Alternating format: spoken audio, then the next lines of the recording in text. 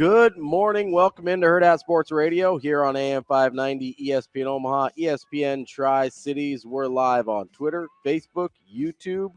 That's my guy, DB. I'm Ravi Lulla here on the Pillar Exterior stage.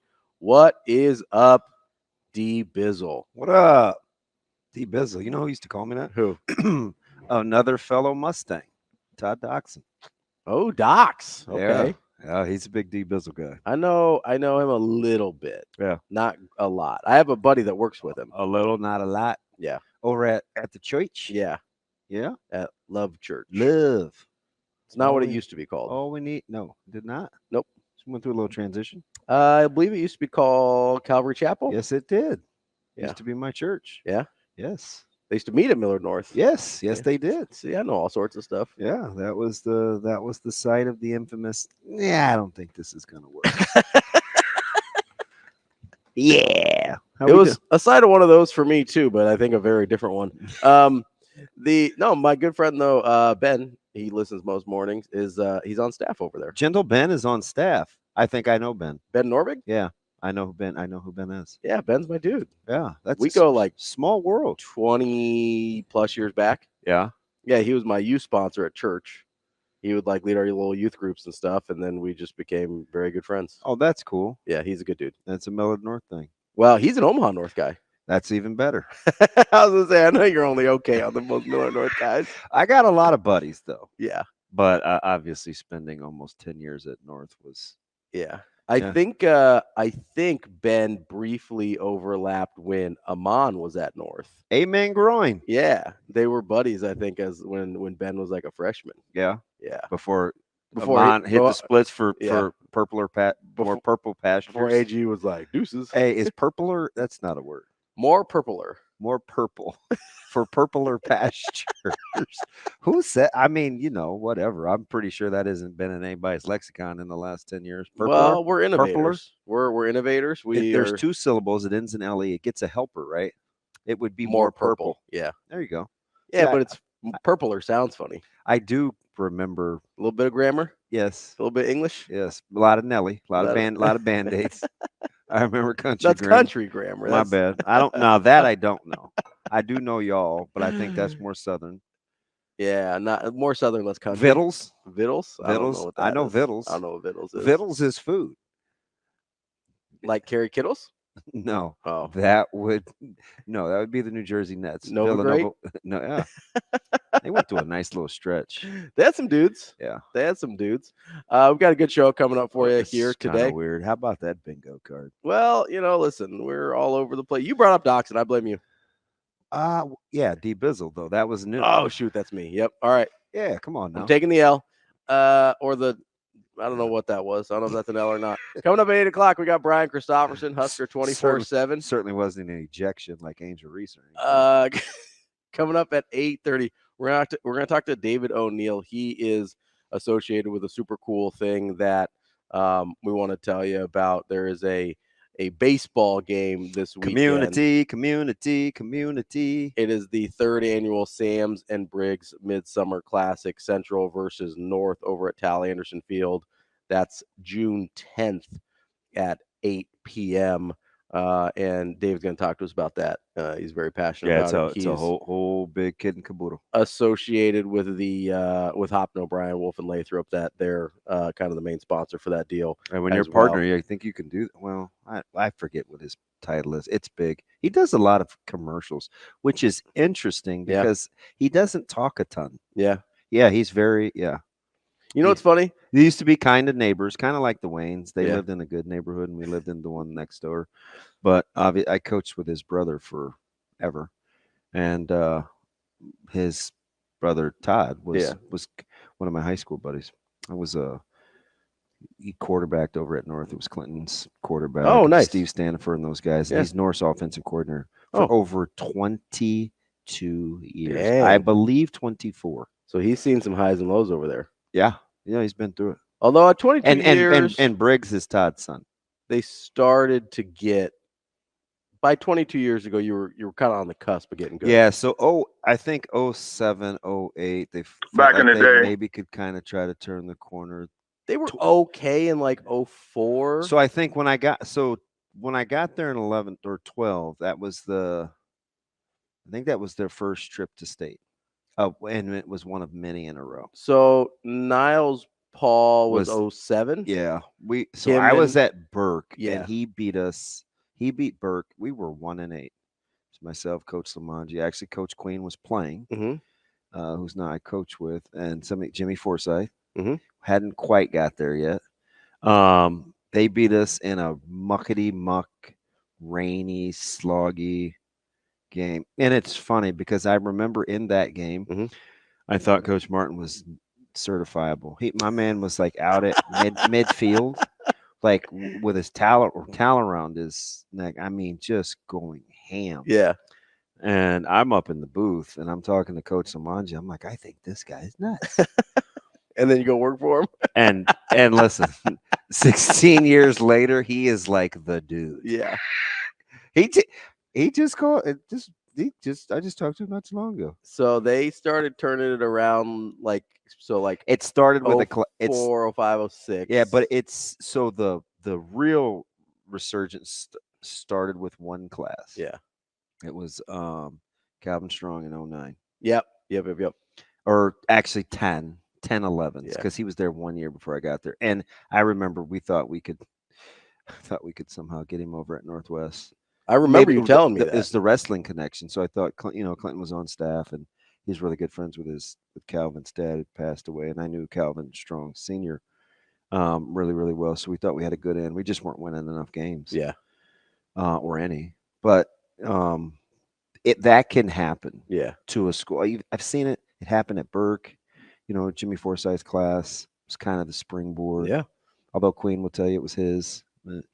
They were good. Yeah. Don't get me wrong. Like that class. No, we gotta have like well, that's kind of what I was talking about with Omaha North. Because there was a kid, I think his name was Dante Shackelford. Do you remember him? Oh, Shaq, yeah. In like 04, who was a really, really good basketball player, really, really good wide receiver for them in like 04. Well, they had some good ones. I mean, Grigsby and they had him in what was I almost said Lavernius Coles, but that's FSU. It was Lavaris. I can't remember his last name. Frank Warren's son was really good. So those were kind of like the good classes that sort of were building up. Yeah. And then you had like a mini springboard with Phil Bates and Niles Paul, and then the Calvin Strong class. It started with like the bigs up front. Yeah. I mean, you got really good offensive linemen and a nasty defensive front. Yeah. And that's where it sort of changed. Cole Bixler came in from Cole might have been living in Bennington. Yeah. Yeah. Came down the street because Bennington wasn't that far west then. Yeah. I mean, it's not really that far. No, it sounds it's a straight shot down. It sounds like it's north a long way. Or Sorensen, it's not. Yeah. And that was something else. But so we'll talk to those guys. And high school, it's so interesting how that happens. You look at you saw the run at Miller North. Well, and it goes the other way too, right? Where you get a couple bad classes and you can't. It's hard. It's hard to recover. Yeah. Because nobody was better. I mean, go back and look at Galusha's class. Oh, I know those seniors. 03? No, they were incredible. I could name them off for you right now. They were incredible. That whole group. I believe that senior class had 8 D1 guys. Yeah. And then a bunch of dudes that went D2. Look at the one that just left Westside this year. Yeah. It's incredible. Ridiculous. So it's because you had Galusha, you had Seth Olson. Yeah. You had Adam Shada. Yeah. You had the one Fisher, oldest at the time, I think. Nope. Sean was 06. Yep. He was the next one. You had TJ O'Leary, who ended up long snapping at Nebraska, but he went to somewhere else to play line before that. You had who else do you have that were seniors? You had Adam Schroeder, who was a really good lineman. I think he ended up playing D2. So I think they had 3 linemen off that team. Brad Rooker went to K-State. Yeah. He was our tight end. He wasn't even a lineman. Yeah. It's my buddy Abe walked on at Indiana. You had that's just the line. I just named 4 of the 5 linemen plus a tight end. Those all guys played Division I. Keith Lloyd was an incredible fullback. He did Division I track. He was a thrower. And then you had Galusha, who was just a monster on the back end. My fave. Just a full-on crazy person. It's on the football field. It's like, so you want to build around it, right? Benson kind of had something brewing, and then some of those young guys went over to Central, and sometimes that's all it can take. People ask about the balance or lack of balance in public schools and have nots, and I think that's kind of what you have. If you really want to turn it around, it starts with that. Like, you have to get a group of friends that want to play together. And are willing to kind of go through it to get where they want to go. Yeah. Right there. It was kind of it wasn't the catalyst, because Millard South had won, I think they won state in 11 or. Yeah, not too long ago, but started with the oldest Urban group. Prep's got a really good young group this year. That if they can hang, I mean, there's going to be a little bit of development, but if they can hang in there, they got a chance. If not, we'll get them in another year. Yeah. Well, those are most of my guys. But they wanted to stay together, and that's cool. I mean, I think Yonk is good. Coach Yonk is good for kids. So I told him at Walmart, we were just talking about coaches, getting along with coaches off air, right? You're like, oh, you get along. For the most part. Most of them, yeah. He was going into Walmart. I was leaving. And we just have always gotten along. So I gave him a hug. I said, hey, you got a couple of my guys, man. Make sure you take care of them. They're a lot of my favorites. Yeah. It's like, I got you. Like, I wouldn't normally just, you know what I mean? I'm not a prep guy, obviously. Yeah. Certainly not being at Westside. Like, you can't even wear blue. You know what I mean? Yeah. But I do. He's good for kids, so it helps. But there's some guys that are, a couple guys that are in it for the right reasons, and Coach Martin and those guys are one. And it seems like our 8:30 guest Dave O'Neill is the he's north through and through, in it for the right reasons as well. He and I, his brother, we used to hit the Hurrdat store. We may or may not have been of age. Yeah, I spent a lot of time in Ponca. Yeah. We I wasn't going without standing for a Clinton, but I spent a lot of time in Ponca. Coming up at 8:45, the glorious return of one Andy Keneigh. Yeah, man, I'm so happy to see AK back up and at him, man. And we're gonna give him a hard time, although I can't talk because I almost died too. So he had a little scary episode there. We'll talk to him. I'm here to tell him he's not a baby. Yeah, I know. He felt so bad, like baby in his back. Turns out he was actually really, really sick. So like he outkicked his covers too. His wife was way cool. So we're glad he's back. 9 o'clock, we'll talk to Mitch Sherman of The Athletic. And I feel like Mitch is everywhere. I listened to him on Hill Varsity yesterday. He is. He's all over the place, you know. Chris Schmidt in his very distinguished voice. I like Schmidt. He does have he's got a great radio voice. Yeah, he does. I like Schmidt. I wish I had that kind of voice. Schmidt likes to make a good steak every now and again, too. Does he? Oh, yeah. Yeah. What else would we be talking about right now? I have no idea. I mean, we could be talking Cruton. We could be talking Cruton. Oops. Who's Cruton? Hey, did you watch any WNBA last night? No, I did not. Why? Because it was Liberty Sky. Your girl got ejected. My girl. Yeah. My Delulu. Oh, that's what we're calling her now. I'm just telling you, like, so Vandersloot, Brianna Stewart, like they all play together. Yep. And New York is sensational. Like them and the Aces, obviously, but Brianna Stewart is so good in the post with both hands. It's silly. Yeah. It's not even fair. You know, one thing I will say that I noticed about the WNBA that I wish I would see more in the NBA. What's that? Is I feel like their skill development is a lot of times better. Yeah. So what I'm hoping happens so this is just me as a guy that, Shane, we should find George, our original. Oh, Norwood. Yeah. Norwood. That's what I used to call him. The original biggest WNBA. Am I crazy though? Like that? Is that no? So what's happening is what I really hope goes over the top with Kaylin Clark is they'll do like the NBA where when you get good players that are highly skilled, you force everybody to catch up. And you call the game differently. Yeah. See, that's what they need to do. Let it be a little more free flowing, and you're starting to see it, which is what you saw the NBA do. Yeah, and so when it got real bogged down in the when Juju Watkins and these people get here in the next couple year years, or two, like it will be a much more open. You got to let this thing flow a little bit. Yeah, that's the thing. I like the freedom of movement. That's my big thing in basketball. Just let them move. Let them play. I think you can do that without wanting to see 100 No, you can still play 35 defense. points. You just actually have to play defense. But critics that don't really watch this, like the And don't know NBA, what they're they're like, talking oh man, they don't play defense, and I'm like, yeah, you know that clip you sent me the other day of Jordan? Yeah. Nobody played defense outside of 14 feet on that clip. The entire clip. You didn't have to. Yeah, you didn't have to, and they certainly didn't bother, right?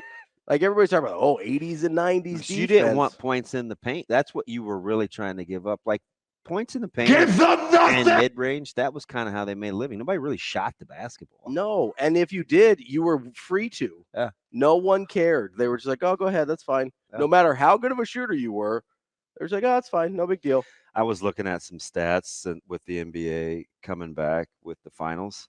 Mm-hmm. Do you know that there's an 8% difference in points defensive at the rim efficiency for Boston with Porzingis in the lineup versus out? That makes sense, though. Yeah. I mean, in the playoffs, teams shot 68% at the rim with Porzingis in the lineup, because you don't think of him as a defensive stalwart. No, but just the presence. Yeah, right. Right. I mean, you have a 7'3" guy in there. 60% during the regular season. That's like 8% over that kind of volume is a lot of points. Yeah, you could probably make some argument that some of it's you would think the competition's better in the playoffs, but not really. Over the course of the regular season, fudge. How many times can you play Cleveland? Cleveland's good, man. They're fine, but I mean, come on, what are we doing? You're right. The East is trash. I don't know what I'm doing. I mean, yeah, you are talking about a team that was up by 25, 30 times this season. Yeah, so that's true. The level of competition may not have been great. Like, what are we talking about? Listen, I'm just trying to come up with possible other variables that are at play here. Man, that's all. But no, you're right. It's kind of weird when you think of Porzingis because he's not, he's not Wemby or anything. But I mean, nobody is. But to have that big of a differential for a guy that you're like, oh, he's just kind of out there defensively. I honestly, I would think. I know people who know basketball don't think this way, but Brook Lopez. Like, you wouldn't look at Brook Lopez and be like, rim protector. Oh, shoot. You know what I mean? Like, Brook Lopez is a below-the-rim rim protector, which is a really odd lane for him to be in. Yeah. He doesn't really go up and block shots. He's just so big, and he's in the way. Yeah. That's kind of the Porzingis model. He just changes the way. Yeah, he just forces you. Yeah, he just forces you to do something you don't really want to do, and it makes your life more difficult. Yeah. 100%. He's one of, I think he might be the only one that is a below the rim protector in the league, which is incredible. Yes, especially for the way he's built. Yeah, he also, gets like 4 rebounds a game, so that's a whole other thing. But does that ever make you mad? It makes me mad. I'm like, you're 7 feet tall, man. You can't get on accident 8 rebounds a game. You mad, right? You would think. You're just like, hey, I'm taller than everybody else. But then, the more that I watch this thing, like so many of these great rebounders, so much of it is about anticipation.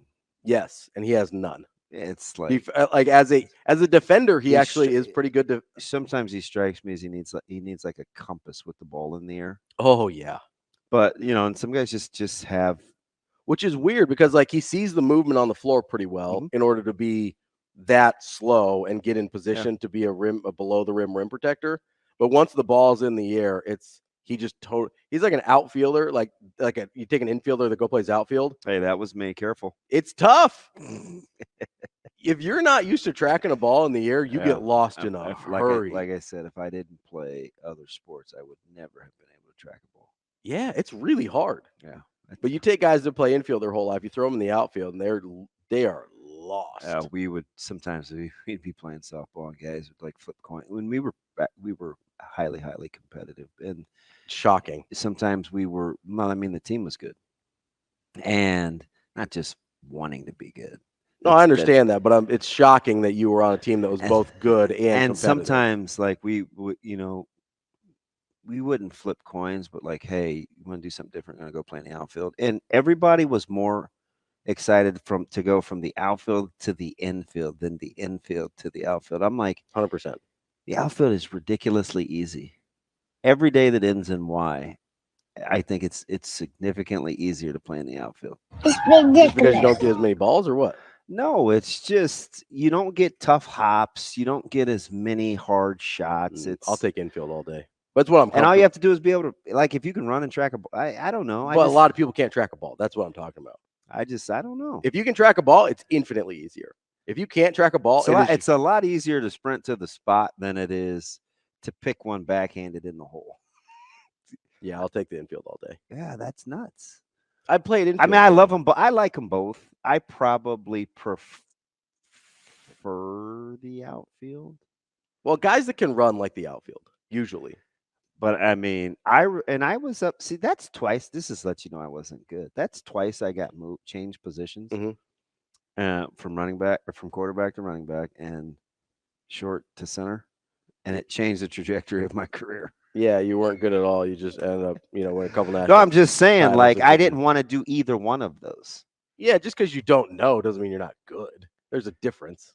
Yeah, a lot of good guys don't get moved. Although, according to Tim, which I think he's a lot of guys do have pitched in youth baseball. A lot of bad guys don't get drafted, so I don't know what you're talking about. I'm just saying, being self-deprecating over here. When I played college basketball, we changed in a Sunday school room, so I don't think you want to talk about being bad at sports. Hey, can you slide me those hymnals? I need something to sit on. I swear to God, you remember those felt boards? Oh yeah, yeah. Where you could stick characters up there. Oh, yeah. Literally, we're like just changing, getting into our uniforms. And there's like a felt board right there with like Moses and like, we're just, all right, bud.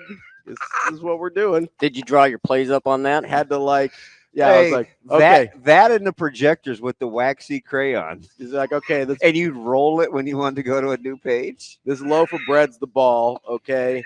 The fish are the defense. The disciples are going to run the play here on the felt board. That changed in a Sunday school room, okay? It's like, I just got drafted in baseball, but I was bad at it because it made me change spots. Okay, DB. All right, bud. Just saying. We played a school called NCTA in Curtis, Nebraska. Long live Curtis. That's DB. I'm Ravi. Lulla. More coming up next.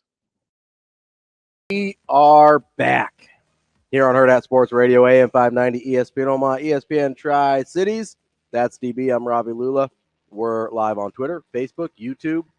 Got to remind you, too, you can always catch the podcast. You miss a little bit of the show, or every once in a while, like we do with Shafe yesterday, we go over and you get some nuggets in the bonus time. Chicken? Nuggets. I like a good nugget. I actually do, too, but I'll take it. Not enough to buy. I want to eat Zoe's every day, but I don't. Just do it. Nope. Be like, you're a little kid. You don't need all this. Nope. I told you, get the tempura raw. Give me them nuggies from Baker's, and they are exactly McDarrell's. Good to go. Nuggets, yeah. Good to go. Mm-hmm. So yeah, go ahead and download, subscribe, whatever. You know, what you shouldn't download is Numbnuts over here putting the Dodgers and Pirates in the open, but yesterday couldn't get North Carolina and LSU until 9:40. That's good, Shane. The game was not optional. The game was 1-0 on a home run, and that made the first highlights out of the gate this morning. Some people don't like it. No, I don't actually. I'm just curious. Like, is it personal? I'll get after it. I don't know. Is it personal when he doesn't turn my mic on at the beginning of a segment? I'm sitting here and him and haw. Nothing comes to the top of my mind. Nothing at all. Nothing comes to the top of my mind Except either. Nebraska. I want you to be proud. Me too. You know what comes up to the top of my mind? What's that? When Nebraska offers, or when a Nebraska kid gets offered scholarship. Yeah. Yes, sir. Yes, sir. We were talking about early offers yesterday. All right. We talked about a lot that actually came to fruition yesterday. Yeah, it's almost like we know what we're talking about. I don't know. Maybe. Sometimes, I didn't know this one, though. I didn't either. Braylon Warren. Yeah, my guy. Who I believe you're familiar with. I am familiar with Braylon Warren. Received an offer from Iowa State. Real quick, before we get to Braylon, I don't want to say I'm a big Iowa State guy. I'm a big Matt Campbell guy. So can I just say, I'll say this. Yeah. They do their due diligence. Whatever they like, and it takes them a long time, because I was so mad that they wouldn't offer Anthony after watching him 4 times. I almost lost my mind. Yeah. And Coach Aycock was the coach that I kind of got in. I didn't get into it with, but we had some very stern talks about recruiting legacy guys. And he's like, we just haven't had good fortune, and we've had guys drive from further and get there. And I was like, he's been there. I said, don't worry about me. Mhm. If you want him, recruit. Like the same thing I told everybody. And it was kind of awkward. I told you, Coach Samanji was like, dude, are you crazy? And I'm like, no. I got a ton of respect for Coach Aycock. He takes his time. Yeah. And to pull the trigger, for those guys to pull the trigger on a young QB. Which 0 varsity playing time, right? Well, he hasn't started. Yeah, it starts. Yeah. Because mop up. He played more than most freshmen. Got a lot for a state championship team. Got a little bit of run last year because Yeah. you guys were up by 50 at halftime half your games. He is really talented. In terms of like high leverage situations, not a Yeah. lot in there, and so they must have really liked what they saw over the summer. He works so hard. Which Like he's always throwing. I ask him all the time. I kind of mess with him because his personality isn't like you'd think. Mhm. You know, he's kind of silly. You know, he wears these. You guys have very similar frames. You know, he's kind of a little aloof. You mean glasses frames, not yes. like our build. Yeah, a little squirrely. I am not built like a Division I quarterback. And he works. Yeah. He throws a lot of balls. Yeah. Like that's one thing I kind of worry about is, you know, he's always doing 7-on-7, obviously with Warren Academy and then our workouts, he throws a ton. So I just want to make sure he rests enough. But it is different than, like, you can throw way more in football than you can in baseball. Yeah. Just it's a more natural motion, and he doesn't right? do another sport. Yeah. So there's probably some of that there. And if he's smart about, like, okay, these days it's kind of a light day versus, you know, same thing with like lifting or anything else, right? Like he is a tremendous arm talent. Yeah. Yeah. And it's, I mean, it's not like the cat wasn't going to be out of the bag just because, I mean, of who his dad is and Warren Academy, and people have liked Braylon's talent for a while. Yeah. But I would always smile at you, right? Because I hear it around the city all the time. And it doesn't bother me because a lot of times it's my friends or colleagues or peers that are saying it, but it's like, hey, you know, at Dynasty at Westside, it's over. Like it's over. And I'm like, I mean, Dynasty is it's a hard thing to do. Like Sure. you're probably not going to plan 5 straight. Well, like in the moment, you're like, okay, is it a dynasty? But I will say this. Yeah. You got a chance to be really good.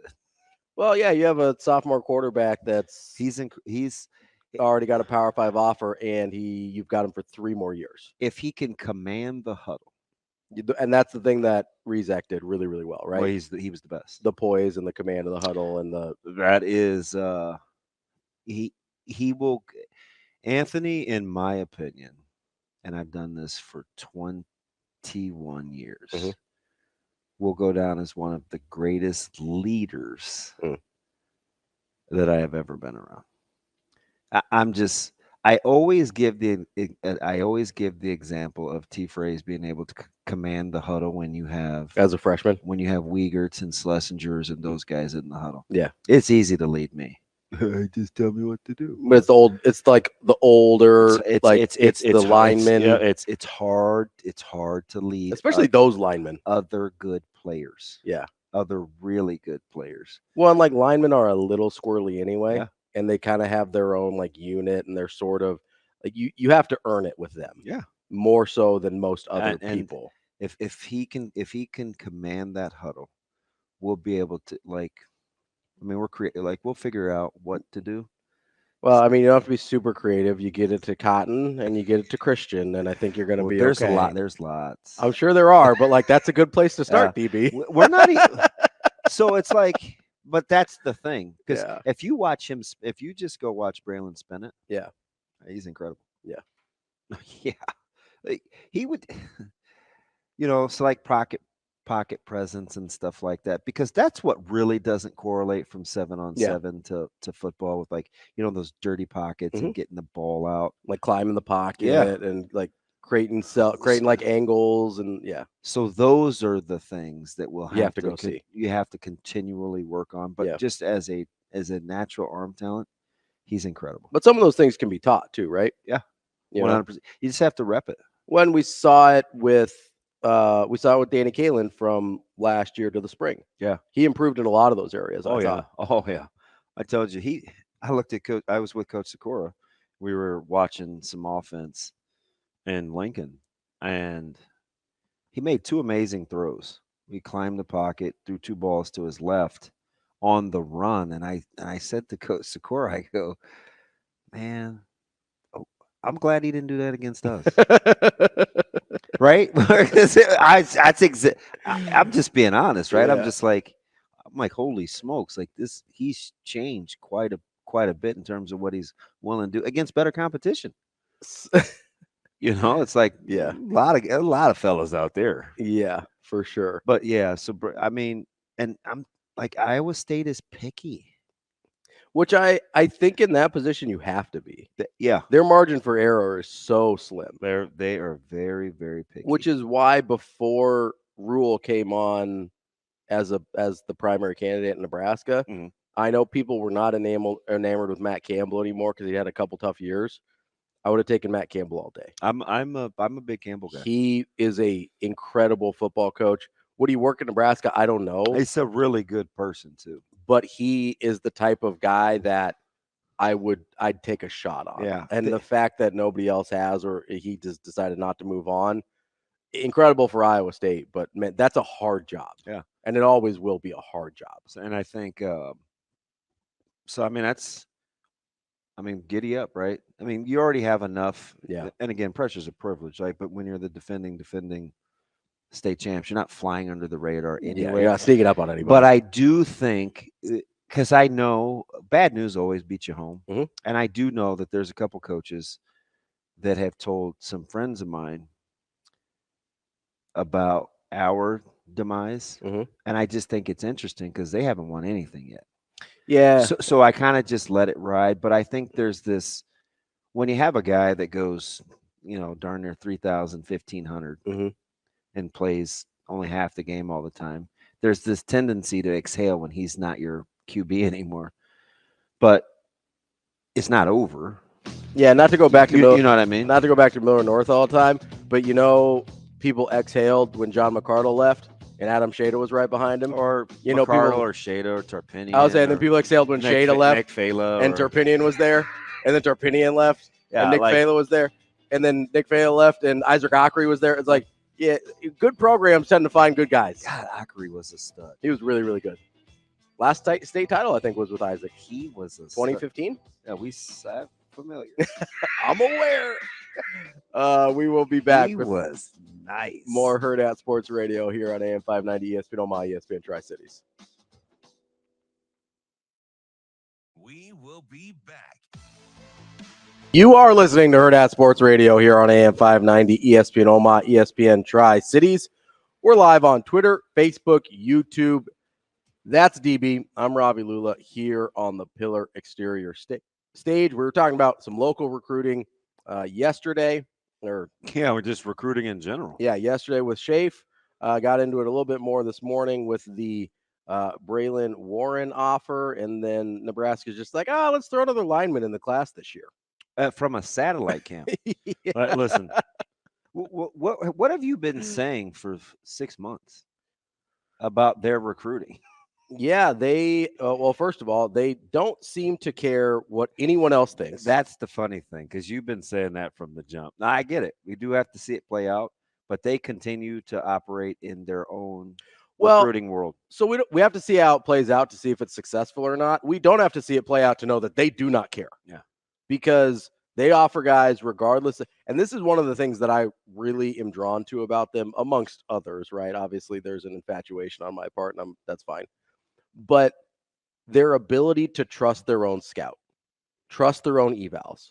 That is because that's what I did, right? When you're recruiting at the NAI level or the D2 level or whatever, or D3 level, you have nothing else to go on but your eyeballs, right? So I'd go out and be like, okay, I know this X, Y, and Z works at my level. This player brings this to the table, and you're projecting, and you're getting a guy with flaws, right? Because if he didn't have flaws, he'd be playing at a higher level than what you're offering him. So you have to decide, okay, are these flaws that I can live with? And why I became so passionate about like trusting your evals is A, because that was my bread and butter. I had to live and die with that, right? And B, I felt like it was something that lower level schools did a lot better than higher level schools a lot of the time. Yeah, look at their offensive line production in non-Power 5 or FCS schools. Look at those. How many of those guys? Those guys play. Yeah. Shane, do we have a mic on or something? I got some feedback a little bit here. Yeah, those guys play a lot, and not only do they play. He gets so mad when you slap his hand. I'm not slapping his hand. It was in my ears. Better figure it out, Shane. I'm not going to tell you again. I was trying to be nice about it. That grip. How did you like the fake grinding of my teeth? Was that cool? Figure it out. No. You take that guy seriously, Shane? He said no. The grind his teeth guy. Yeah. No. No. Just texting the boss now. And not just that, but also like look at the guys from Group of 5 schools, from F's. Like look at so what are we supposed to say now? Is it Power 4? I have no idea. I don't care. I mean, is it P4? Power schools, the power conferences. That's all. I don't know. Okay. I don't know what the number is. RFP Pac-12. Because you got like Power 2, and then you got like the sub Power 2. No, those are Super 2s. Okay, so you got the Super 2, and then you got the Power 4. Yeah, I think it's Super 2s. Is it like P4s. Super Friends? Is it like Justice League? We're going to Captain Planet when our powers combine? Like, what are we doing here? Were they the garbage people? No. The like recycle? They were the yes. Yeah. They didn't call themselves the garbage people. I thought you were like when our powers combine. They were fighting like sludge guy. Yeah, when our powers combine, we become the garbage people. Whatever. I believe they were called the Planeteers. Yeah. They're trying to save the planet. Technicality. Captain Planet, he's our hero. Cheesy. Listen, there's a reason that everybody my age recycles. It's Captain Planet. That man had a flat top. Anyway, but I mean, look at the NFL. Look at where linemen come from in the NFL. No, I'm tracking 100%. That's why I like the piece you sent me on Cynthia Frelund. Yes, just because they find them. We get into and man, they got into so people have context here. There's a clip of Cynthia Frelund from NFL Network who we talk to all the time because she's incredible at what she does. And she gets really into analytics on stuff, right? But she also loves scouting. Most of the time, we talk about analytics for guys that are already in the pros and be like, okay, should we pay this guy? Should we not pay this guy? Kind of the money ball thing. But she loves the analytics part or the scouting part of the analytics. So she's going through, and I think she did this in conjunction with somebody else. I don't remember who, so I apologize. But go to her Twitter page. It's on there. She's at C. Frelund. She goes through Freuland. Yeah.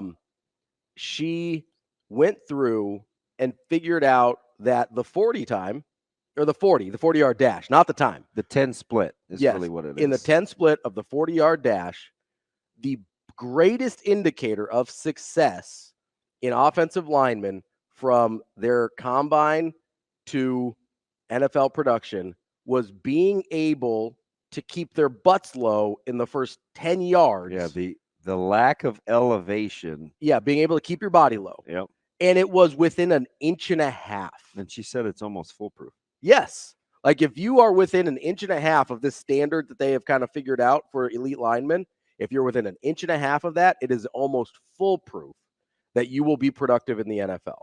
You think that's what Nebraska saw in Hopkins? I don't know what they saw, but I do know that you can recruit to certain metrics or recruit to certain profiles. And if you know how to get them there, they're going to get there. Mm-hmm. And that's what I was talking about with Shafe yesterday, right?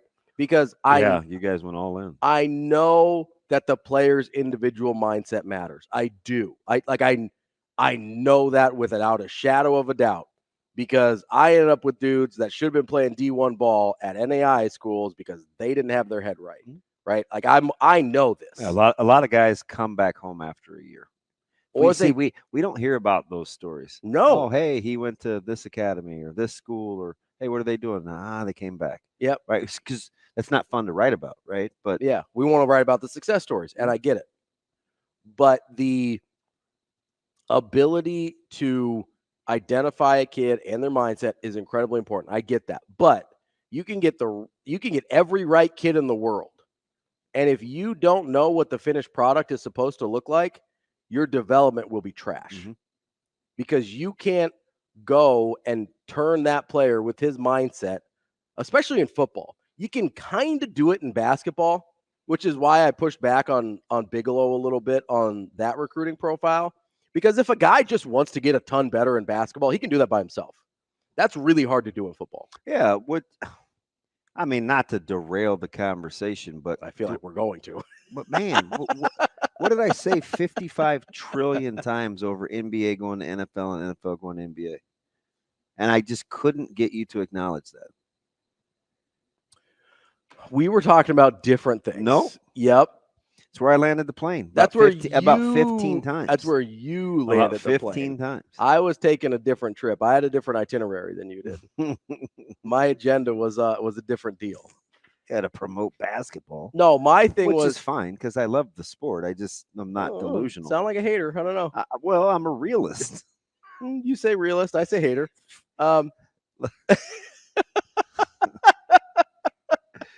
If LeBron James is getting carried off the court with cramps, he's not pulling a Kelsey in the NFL.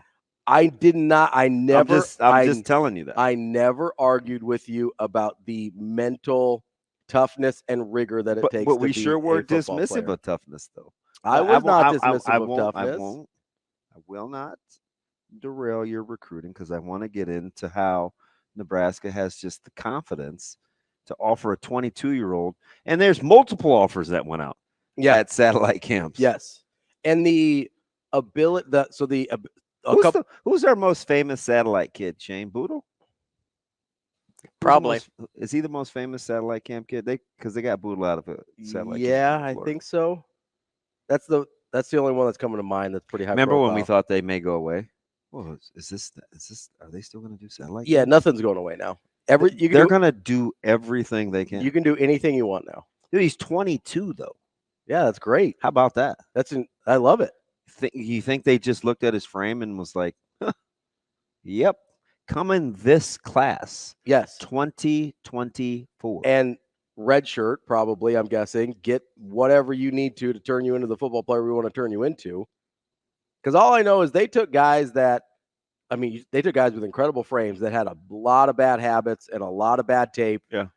In a guy like Bryce Benhart, and a guy like Turner Corcoran, even a guy like Teddy Prohaska, who didn't have a ton of bad tape, but just couldn't get a lot of tape. And they saw a frame on that kid and those guys, and they're like, hey, I think we can figure this out. And you're taking a guy who's kind of more moldable in that he doesn't have a lot of those bad habits. And is this not a great story, though? It's incredible. And it is like, have you ever heard of the Cologne Crocodiles?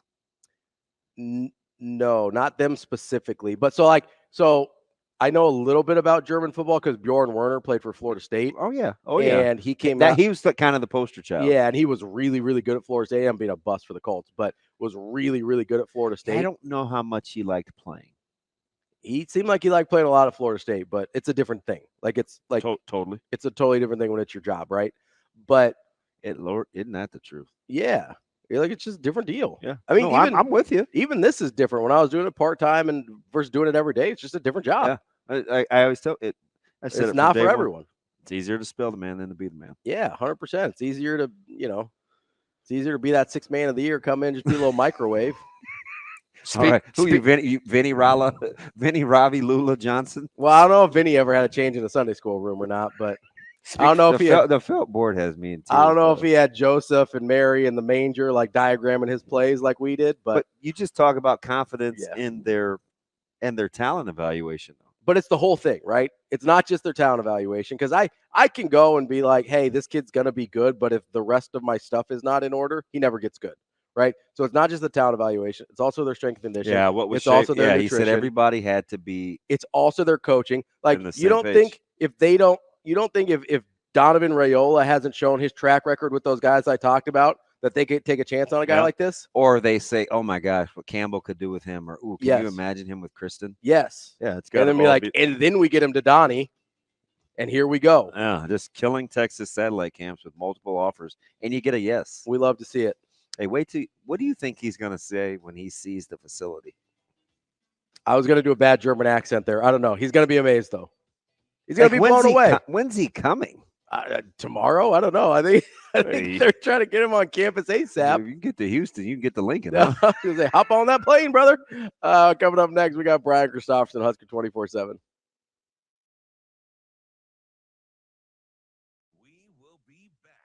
Joining us now on the Hurrdat Hotline is Brian Christopherson, Husker 24/7. BC, what's going on? Not a lot. How are you guys doing? B Sizzle, what's up? We're just talking about recruiting philosophies, man, and how to make it work. Does that kind of fit with what you like to talk about? I'll talk about whatever you guys want to talk about. I'll trust you to lead the way here.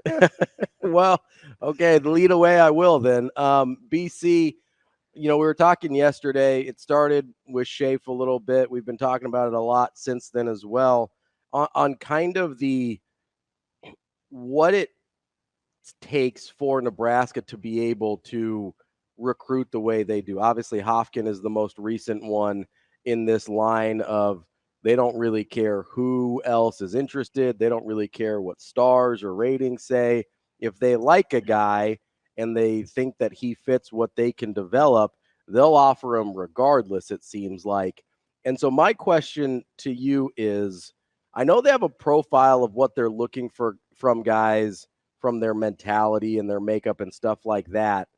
In your mind, how do you weigh that against them having a vision for what the end goal of a guy is supposed to look like? Like, which one of those, I don't know if it's more important, but how do you process those two sides of the equation?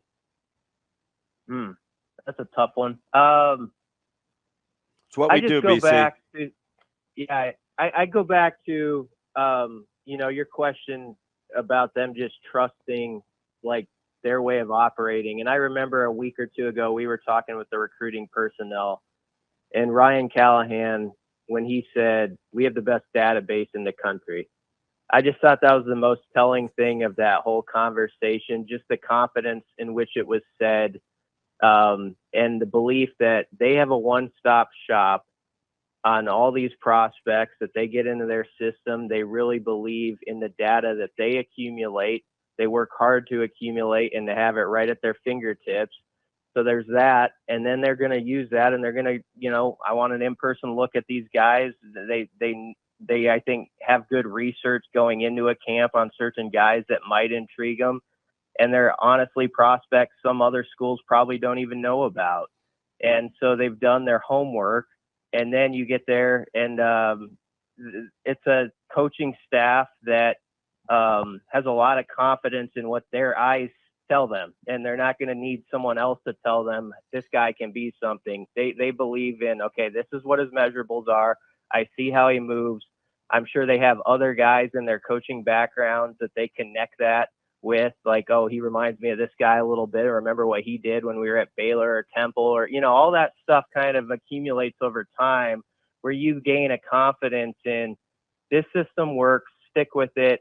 And, don't worry what everybody else is doing. If this guy has 25 offers, great. If he has one or two offers and we're the first on the scene, we believe in what the metrics tell us and what our eyes tell us here. So let's go with it, and don't, hit the pause button there.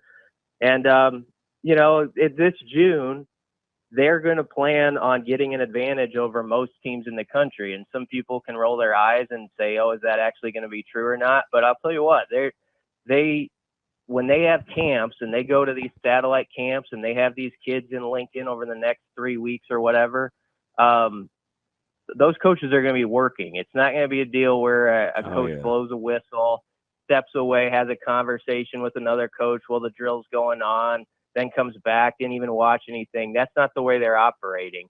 It's full hands on deck, and they want kids to know you have a shot. You're getting evaluated. This is real. We're going to put our time into it. You put your best efforts. We'll give you a fair run at it. And if you can establish that in your first couple years, that you are the program where it's going to be a fair shot, that's all most prospects are asking for. They like a Tanner Turch comes to mind as a commit, who no one else was paying much attention to, but Nebraska loved his metrics. And there's a handful of those: Turch, Guthrie. Yep. There was a run on like 4 or 5 guys where everybody was like, "Who? What are they doing?" Yeah. So anyway, long answer long there, but I just think for putting it all together, it's just such a faith in what they've done because they've had success with it before. They believe in the database they have, and then they're on-site evaluations. They know they're going to give a kid who they're interested in, even the ones that aren't ready, their full attention and give them a shot. And I think if you do that over time, ideally, I think what Rule wants is 2-3 years from now, recruits across the country are saying, I got to get to the Nebraska camp because I've seen it's proven that they are going to make offers based off guys actually showing up and producing. And it's not just going to be just there to get a free T-shirt sort of deal. Yeah. It's funny that you say that. So, you obviously got the Friday Night Lights on the 7th. You have the Matt Rule football camp on the 8th. You got the specialist camp on the 8th. I think there's another one on the 9th. They got the post grad on the 10th. They have the fullback camp on the 11th. I think Friday Night Lights 2 is on the 14th because that's the next week. Then you go back to Matt Rule. Then you have the 2 youth camps. I bet you, because I know the youth camps because you got the what's his buckets at Central, and I can't say what's his buckets. That's disrespectful. Young guy offered 8th going into 9th grade. That's got the offer with Keneigh. Oh, the other guy. And God, he's good too. So that escapes me. The post grad camp, you get guys. Pittman? Yes, you get guys like James Williams. Friday Night Light camps, you get offers. Like there's a guy on their roster. You got a fullback out of fullback camp that can say, hey, you know what? Because I went to that camp, that got eyeballs on me. And I go back to and I'll never forget this conversation because it upset him when he said, Teddy Rizak, this was year 1. Teddy Rizak will never happen to me again because I'll have more eyeballs early and I won't have to rely on what people tell me when I get here. So that's kind of like his, you know what I mean? Like that's his. It isn't just a T-shirt. Like it is. Like they just don't waste their time. They're fact finding. They've got somebody out of every one of those groups just about that has had the opportunity to go to school at Nebraska. Yeah, and it's true. They really are doing that. Like everybody kind of says that they're going to say their camp is great and all this stuff. We got a chance to watch it last year, and it was just a different ball game. Just like how dialed in everybody is. No disrespect to when you have your GAs and you have to have everybody working at camp. Those guys are obviously very important, but I mean, it means something too when you have your full-time assistant coaches just right in there with them and players okay, that's the big dog there. That's Terrence Knighton. That's the D-line coach. That's Donnie Raiola. That makes a big statement when they're so heavily involved. And as you said, Damon, and that's a great point, they can basically go through every camp they've had at this point and say, yep, there's a guy here, guy there. Yeah. Pittman can go over and say, you know what, I talked to Rule at camp. So when people want to validate or not validate Pittman's offer, Nebraska watched him in person. They saw him. Or they may look at a guy like Keneigh and say, oh, his time this, his time that. But, yeah, when you watch a guy that can standing backflip and do the things that Keneigh can, Nebraska's not as enamored with 40 times. They know what they're looking for because they've done it so much. I mean, the post-grad camp in itself is sort of a innovative, interesting way to maybe just that's just another example of what's one slice of the pie we can have that others don't. And you get a player like James Williams at a transfer camp, who was arguably the greatest on the stage for the open session for recruits, right? You kind of really? BC, he's incredible. Man, listen, sit him down for an interview. He is he's so real and so authentic and so raw, and he wants people to know his story. It is absolutely incredible. Trust me. Yeah, he stole the show. Well, I'm gonna take you up on that. I'm gonna get him for an interview. He stole the show, BC. I mean, he definitely stole some Husker hearts last year, even in limited snaps. When you think about just what he was able to get done. And it's just an example, like when people are reading, okay, they are going to bring in, David Hofken, from Germany. There's an example now, Husker fans, even themselves, when they hear news like that, they're saying, yeah, maybe, like it might have been one of those stories like you would have heard like a few years back, and you'd be like, well, that seems like a long shot, a guy who hasn't played organized football in a couple of years. How's that going to work out? In the 2024 class. Yeah, exactly. It's a fascinating deal. I'm looking to dig into that more today. But I mean, you hear that story, and now you kind of nod your head a little bit more, because you're like, you know what? Like a year ago at this time, when James Williams committed, it was sort of like, oh, that's nice. Like one of those things, like, okay, we're this guy from Iowa Central. What's that going to be? And, now people see what he did a little bit, and they're thinking like, okay, they got that eval right. Let's see what they do with some other ones. So it does build up trust, not only like with the prospects themselves, but I think in the fan base, when you get some of those examples that pop early on, it makes people believe like, okay, they do have an eye for this, perhaps. We're talking with Brian Christopherson from Husker 24/7. BC, I've got a little trivia question for you regarding David Hofken. You ready? Okay. I thought it was going to be Bo Jackson related, and I was going to say yes. No, the answer to that is always overrated or bust, but that's all right. Anyway, go on. So there were 9 offensive linemen drafted in the first round this year, 7 of which tested at the combine. How many of those do you think had a better standing broad jump? I'm using that because that's the only one. That's the one thing I've got a hard number on Hofken from his Twitter page. How many of those guys do you think had a better standing broad jump than David Hofken? What do you have? 9.4? 9.4. I'd say, I don't know, 3. How was that? 3? 0. Yeah, I would go none. That's a big number for not that a soul. race. Not a single first round offensive lineman had a better standing broad jump, which is a better measure of athleticism, especially in explosive short range. It is, yeah. Than almost anything else, especially almost anything else they tested at the combine. He had a better standing broad jump than any drafted NFL first round lineman this year.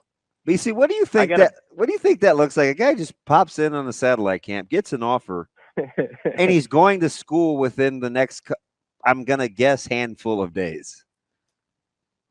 Fascinating. Yeah. I mean, it is a really interesting story. I mean, personally, and, they offered, another big German lineman the other day, and he had an interesting story too, where, he came to the United States like a couple of years ago, and just has, built up his football prowess. And now suddenly you have big time colleges after you. It's got to be like a mind blowing thing for those guys. And the thing that helps, though, to that your point, is I feel like the culture is really strong over there. And I know it always feels like the glowing half hour when I'm on it of talking about the rural program. I do believe in what they've got going on largely. I think they still have to put the results in the win column here in the next couple of years. But I cannot be convinced otherwise that they don't have a great culture building and a lot of guys within the roster right now who would really stand on the table for the program and where it's going and how they believe in it. So then when you get a new fella coming in, from a different type of situation, I think it's the type of climate where he can fit in probably quicker than he can other places. And obviously it's a good old line room too, where they're very close. So that works to his advantage. But yeah, the whole thought of it is amazing if you put yourself in his shoes. And if I could broad jump 9.4. Well, go ahead. Well, and you think about it, right? So I'm looking at the list of schools that were actually at this event, this HCU event, right? And you can't tell me that most Power 5 schools wouldn't love to have a guy that is, at least in the broad jump, more athletic than every first-round offensive lineman that was taken this year. I get he's going to put on some weight, and that numbers are going to change, but he's going to get stronger too. So, but Nebraska was one of, I think, 3 FBS schools at all that was there. Like that kind of also goes into this, like, hey, we're just going to outwork you mindset. That's totally what he'll say too. That we hear from the staff all the time as well, right? Yeah. And also exactly that. And in the state of Texas too, you could connect this as another example of that. Like I remember I was asking Rule about recruiting that state, and, obviously they have the connections there, but it's not just that. As he said, they don't airport recruit Texas, and there are a lot of programs that do. A lot of schools will just fly into DFW and basically put a 45, 50-mile circle around it. Okay, get here, then you're back on the plane, and the next day. Nebraska's coaches, and a big part of it, of course, is because they know some of the different alleyways of Texas that maybe others don't from having been down there, some of those guys. But Nebraska really is able to branch out much further and have those relationships that I think help probably with camps like this too. Like Nebraska coaches are just kind of on their home turf, even though they're in Houston, like that feels like home turf to them. So to T. Knighton and those guys. So that all works to Nebraska's favor. But it's a good point, Ravi. I mean, that surprises me that only 3 FBS schools would be at a camp like that. But I mean, if I'm looking at the list right, it looks like mostly FCS and no, I'm not doubting it. It does speak to the point though. It's like, okay, we have a connection here. We know there's going to be good talent. We know this group's coming in too. We want to get a look at. We're going to have our guys there, and we're going to take advantage of it. They did, and we'll see where it goes with these players. But you're right with his measurables, and honestly, the way it happened within a day of just looking at it, or 2 days of looking at him by the Nebraska staff, it tells you like they were really quite taken by what he can be. BC, so the offer goes out, and it was interesting because we were talking to Shave because he had these boots on the ground here watching a lot of local guys, and we were talking Millard South, and some folks were also at other camps, and they saw Braylon Warren. He gets the offer from Iowa State, obviously. Steve's son and a legacy guy. Nebraska, I think, has 4 or 5 quarterback offers out to 2027 guys. They've got Latif in the fray. You've got a young Raiola. You think does this staff feel like, do you feel like they'll be pressured like for offers? Because they kind of held out on Amarion Jackson. That would be an easy one to look at of a really high profile guy that has a couple of other Division I offers. Do you get the sense they would be pressured? And if not, and if so, quarterback is probably the last place they would be or the first place they would be? I think I've always thought it was one of the toughest assignments of being a Husker coach was the in-state offer list, like who you actually offer and who you don't, because there's so much like emotion that's attached to it and opinions, throughout the fan base. So I do think there is a little bit of pressure that always comes with it. Yeah. I think the thing that helps Nebraska's staff, again, and all those are good players that you mentioned, and they've got time too, like to earn it, to get a Husker offer still as well. But I think what helps is like to this whole conversation. It's like if you feel like the staff has done their due diligence and really like they've shown everybody in this state already, like we really value Nebraska kids. We're going to offer quite a few of them. We're going to put our offer where our mouth is. I think at some point you have to give the benefit of the doubt and say they're giving a fair fight to everybody and they're going to make their best call. And there's always like a couple where it's like, oh, is that guy, maybe he should be, maybe he shouldn't be, that maybe some will disagree with. But I think the fact that they're doing all the legwork is going to, for most people, probably appease them. But you know how it is, Damon. There's always going to be a conversation about a guy or so. And all these players are really good players and they've got time again.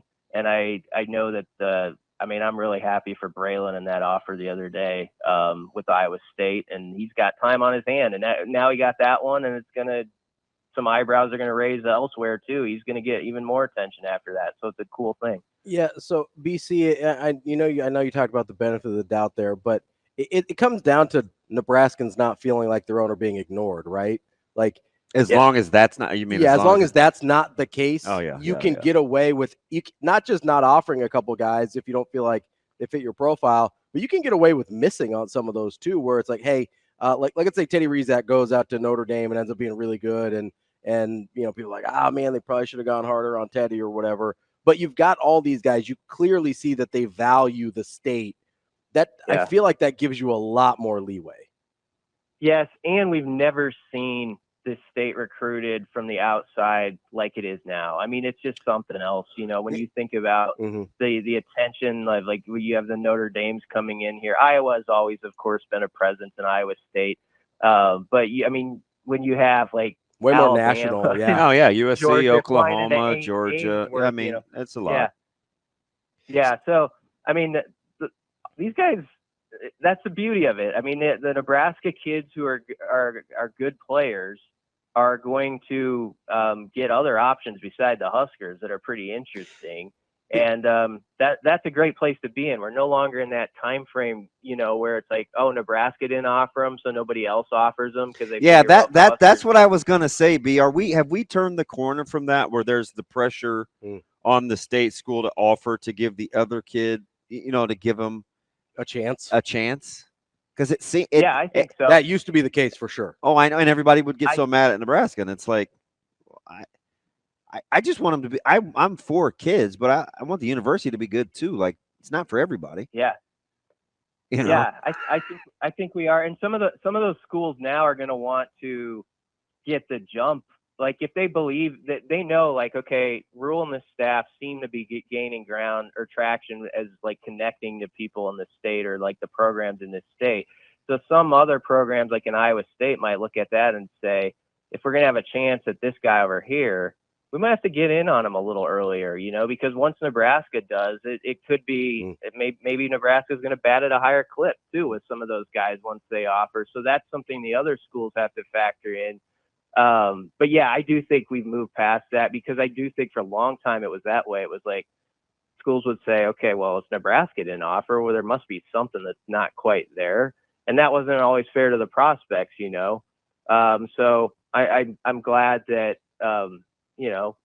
and Iowa, you got to give Iowa credit here. They always do their due diligence in this state, just like Nebraska does across the border in Iowa. So you know that they're going to always push for guys as well. Well, and you can make the argument, BC, as we got only a few seconds left with you here, but you can make the argument that the success that a lot of Nebraska kids had at Iowa is part of the reason other schools are getting in here with or without a Nebraska offer. Oh, yeah, there's no doubt about that. And these Nebraska kids can play. I think it's understood, like, there's passion for the game in this state that goes, deep down when kids are young. And when you have that type of state that cares about football like that, you're going to usually get some pretty good prospects. And I'm glad it's being recognized. I'm glad for, Braylon Warren's offer at Iowa State. That always excites me when guys get those opportunities. And I think those players also know Nebraska is going to give me a fair look, and that's what matters. And I think the fans are trusting that too right now. So that's a good spot for all parties. BC, we appreciate it. We'll talk to you again next week. Thanks for having me, guys. Thanks, More Big. Hurrdat Sports Radio coming up next.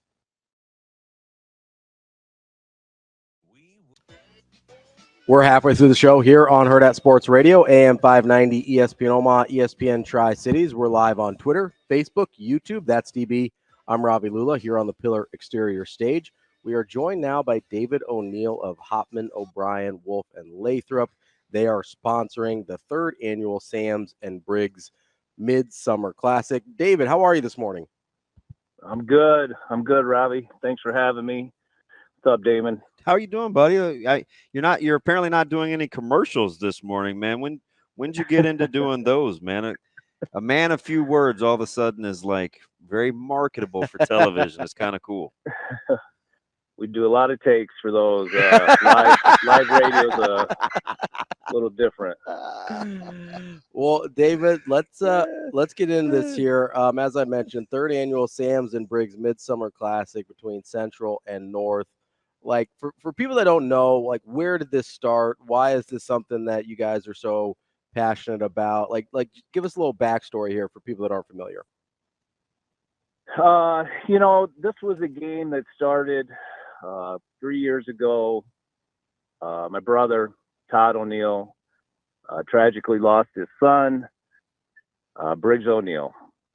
And as you go through it, you always say we want to do things that celebrate Briggs, celebrate the family, and celebrate North High. And so we said he loved baseball, and let's put together a game during the summer. Everybody can attend.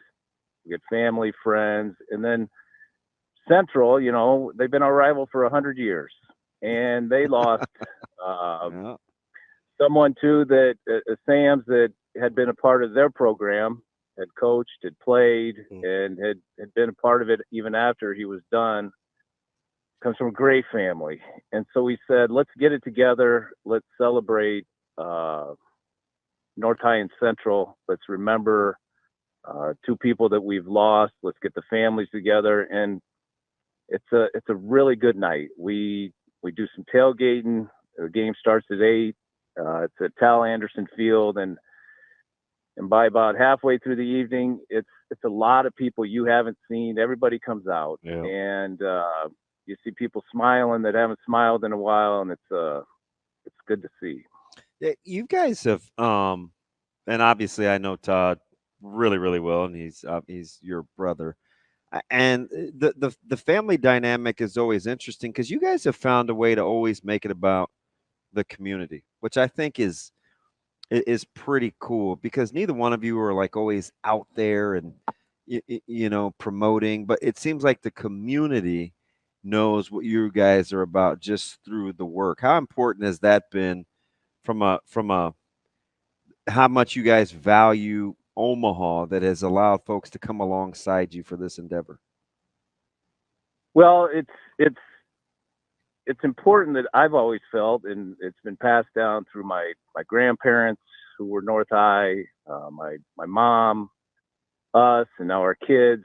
It's always been passed down that you volunteer and you get in the trenches and you be a part of the community, and people respect that, and they see things that we're putting together and celebrating North High, celebrating Central, and they say, let's be a part of it. Those are good people that are working hard and doing things the right way and want to do things that are good for the community. And so you get a good turnout, and people say, what can we do now? We see you guys doing it. What can we do now? And then the volunteers they multiply, and then the community gets brought up. We're talking with David O'Neill from he's associated with the 3rd annual Sam's and Briggs Midsummer Classic with Hopton, O'Brien, Wolf, and Lathrop. David, I know you mentioned kind of the importance of getting involved in the community, where that comes from. Are there some other things in the community and events that you guys get involved with, either you personally or with the law firm there, that maybe people don't know about? Well, it's when you get into marketing and advertising, it's always like it's a fine line. You say, what are we doing for the community that's philanthropic, and what are we doing, to get a return on investment? And sure, it's so you have these meetings and you say, this is for the community, and really it's for the kids. And so we do a lot of sponsoring of, last night we had a Legion game between North High and Bellevue East, and it was Hopman O'Brien versus Hopman O'Brien. And and I said, the Hopman O'Brien Classic, I think the Bellevue East coach called it. And I said, those are the things that are cool. You got programs that aren't drenched in money, and they don't have, you got some kids that might need some scholarships, but you certainly don't want them playing video games at night and not being able to play ball, so they get to come out, nice afternoon. They get to be around great kids, and you don't want them to say, well, it's $600, so I don't get to play ball all summer. Get to come, hang out, batting practice, hang out in the dugout. I mean, if you think about it, these kids are on their phones all the time. Mm-hmm. If they play summer ball, they are not looking at that phone for 6 hours in an evening. Mm. That's the longest they haven't been on those phones in 5 years. And I watch these kids, and they're talking to each other in the dugout, and they're laughing, and that's a big deal to me, to our firm. And so, yeah, we do the local sponsorships, but it's something that is part of allowing these kids to get out there and do it, because to be frank, baseball especially, it's got a lot of people involved that like to make money off of it, and we got to find a way to keep these kids playing. Wow, that is. Hey, listen. To be frank, is pretty good, because I think we've been knee deep the last couple of weeks in baseball, especially on the local level, and what to do differently. There won't be very many people out here that will disagree with you, and if they do, they're probably who you're talking about. So let's talk about the proceeds, man, because gonna get a ton of support. Tal Anderson has come alongside the field. Obviously in Omaha have come alongside you and provided a great spot. I like the fact it's a late start, because you give folks the opportunity to enjoy themselves. You get good food, the tailgating. What do you want folks to know is the end game of the Midsummer Classic with how folks are supporting you? Well, the big thing is it's a way to come to a big field that's got great amenities. I mean, Tal Anderson, I think on a nice summer evening is about as good as it gets. When the sun starts setting and they turn the lights on, great scoreboard, the field's great, the concourse is great. Yeah. So it can accommodate a ton of people, and they come out, you buy some tickets, you buy some swag, some shirts, and those go to a couple scholarship endeavors, and they also go to these programs that are nickel and diamond, trying to find a way to keep the kids playing, that Briggs and Sam's would have loved to continue to be a part of. And, just at the end of the day, just being able to pay the umpire fees for some of these programs is a big deal. And that's what these go to. They go to a couple scholarships, and then they go to allowing these programs to continue to have teams that get to play summer ball. 8, 6, and kids under 4 still free? That's right.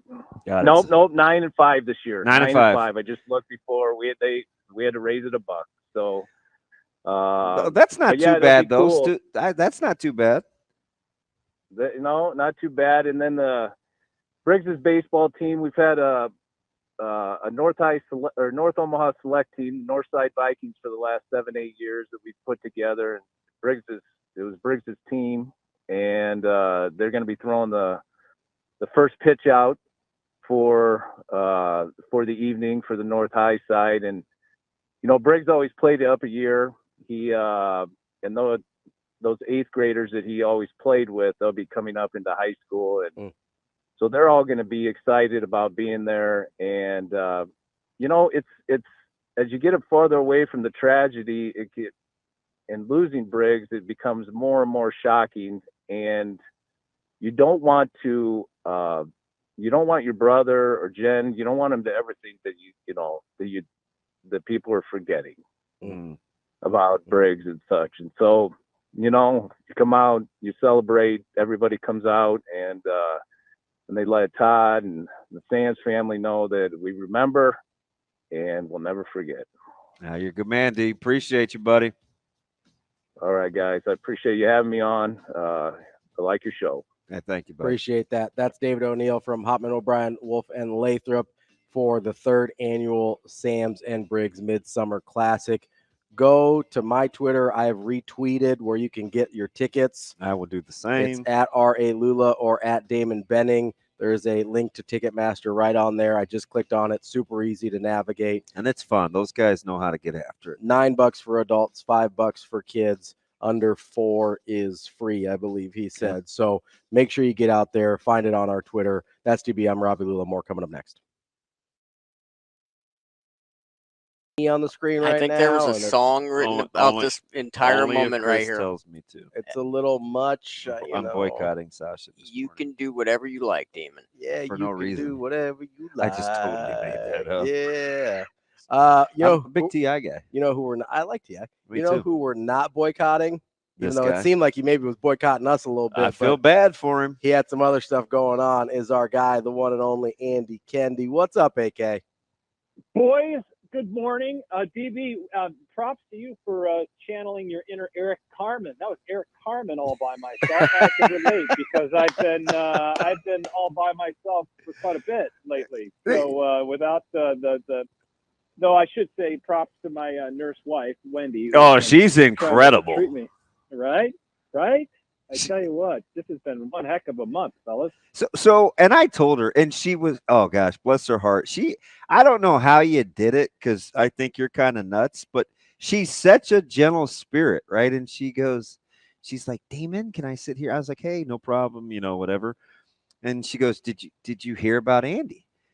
And she tells me the story. And after I got through the shock of how you were like flirting with something very, very serious, all I could think of is, what a ding dong. Right? I went through the stretch of, oh my gosh, like the infection in it, like that's in his spine. Like what? That's serious. Oh, he caught a break. Yeah. I'm like, wait, who thought that was like a strained back for 3 weeks? Right? It was actually 3 weeks ago today. I go get an MRI because I'm like, man, this bad back thing has been hanging around a little longer than normal, right? I'm having trouble standing up. And MRI comes back. It says I have a bacterial infection in my spine. It's discitis osteomyelitis. That was the medical term. And the doctor basically said, I was like, hey, can we start this stuff on Monday? Because, my daughter's graduating from Westside over the weekend. I'd love to see it, It's just we only graduate high school once. And he goes, you got to get to the hospital now. Yeah. Like, we have a room for you now, Same. and we got to start treatment now. So I was like, oh, okay. So this is serious stuff. So, I watched the graduation off the stream. And, that's why you were one short. And you were kind enough to have Wendy and the fam. Yeah, that's cool though. That daughters held it down for you. They love their dad. You got them fooled, don't you? I mean, must be rough. Mm-hmm. Must be rough in that household. Yeah. I got them fooled. There's no question. I would have way more gray hairs than you though, because I'd at least need a little testosterone in the house to switch it up. Well, it's weird because the only other boy in the house is the dog, and the dog. I know it. The size of my hand. Yeah, you see me. You seen how small my dog is? Yeah. It's like a lap dog. It's like a purse dog. It's Paris Hilton borrowing it from her. That's how small that dog is. So but the good news is that the blood levels are trending in the right direction. But man, you guys, anybody who's had an infection like this, that's serious stuff, and it is slow going. Every time I'm not the most patient person. I know it shocks you guys, but I am not patient. And they say that you're supposed to get 1% better every day. And I'm like, 1% better? That's like 3 months. Forget it.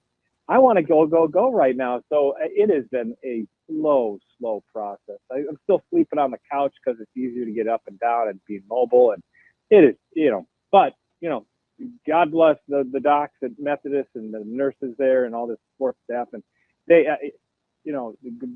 thankfully we did catch it when we did, because it could have been really a lot worse than it turned out to be. It's always super unsettling when you don't really understand how serious something is, and then the doctor's like, oh no, this needs to happen now, and you're like, oh yeah, okay. Yeah. And then it kind of hit me. It went from like being really sad that I'm not going to miss my daughter's graduation to okay, let's figure out what this thing really is. It was serious stuff. I had a doctor tell me once, is there anyone here you'd like to have with you, before he told me news? And I was like, oh God, this is bad. I'm telling you, AK, I can relate, man. I had an abscess. I was hard-headed about a broken nose, and I had to get fiberglass stents, and like during outpatient surgery, I got a little fluid on the head because I'm dumb. And it's like 4 days later, over the 4th of July, it's like, oh, we're glad you didn't have meningitis. It was like just from being, oh, I'm fine. Oh, it's fine. Like, oh, and the doctor, and I told Ravi, he goes, what are you doing tomorrow? And I go, I just want to sleep. Like, I felt miserable. My weight was down. And he goes, now, how about surgery? I go, and he goes, you got to stay here. I got to show this to my partner. I was like, wow, like I am. Yeah, not, when they're using you as a medical example, that's a bad I sign. am not very But, smart. Yeah, when you're the test case, you know that's bad news. And I gotta say though, man, between Matt Tilly and Lauren Michelson and Eddie Messel, who's been a champ stepping up from the news desk.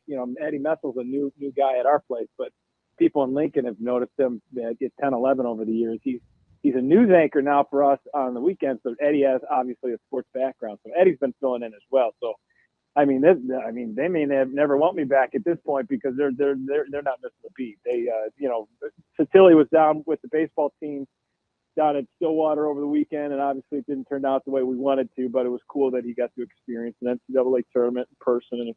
And now we're gearing up for College World Series, and geez, that starts next week. How many times have you answered the question, what should the expectation level be for Nebraska baseball? Yeah, it seems like it's every year, right? It kind of does. Yeah.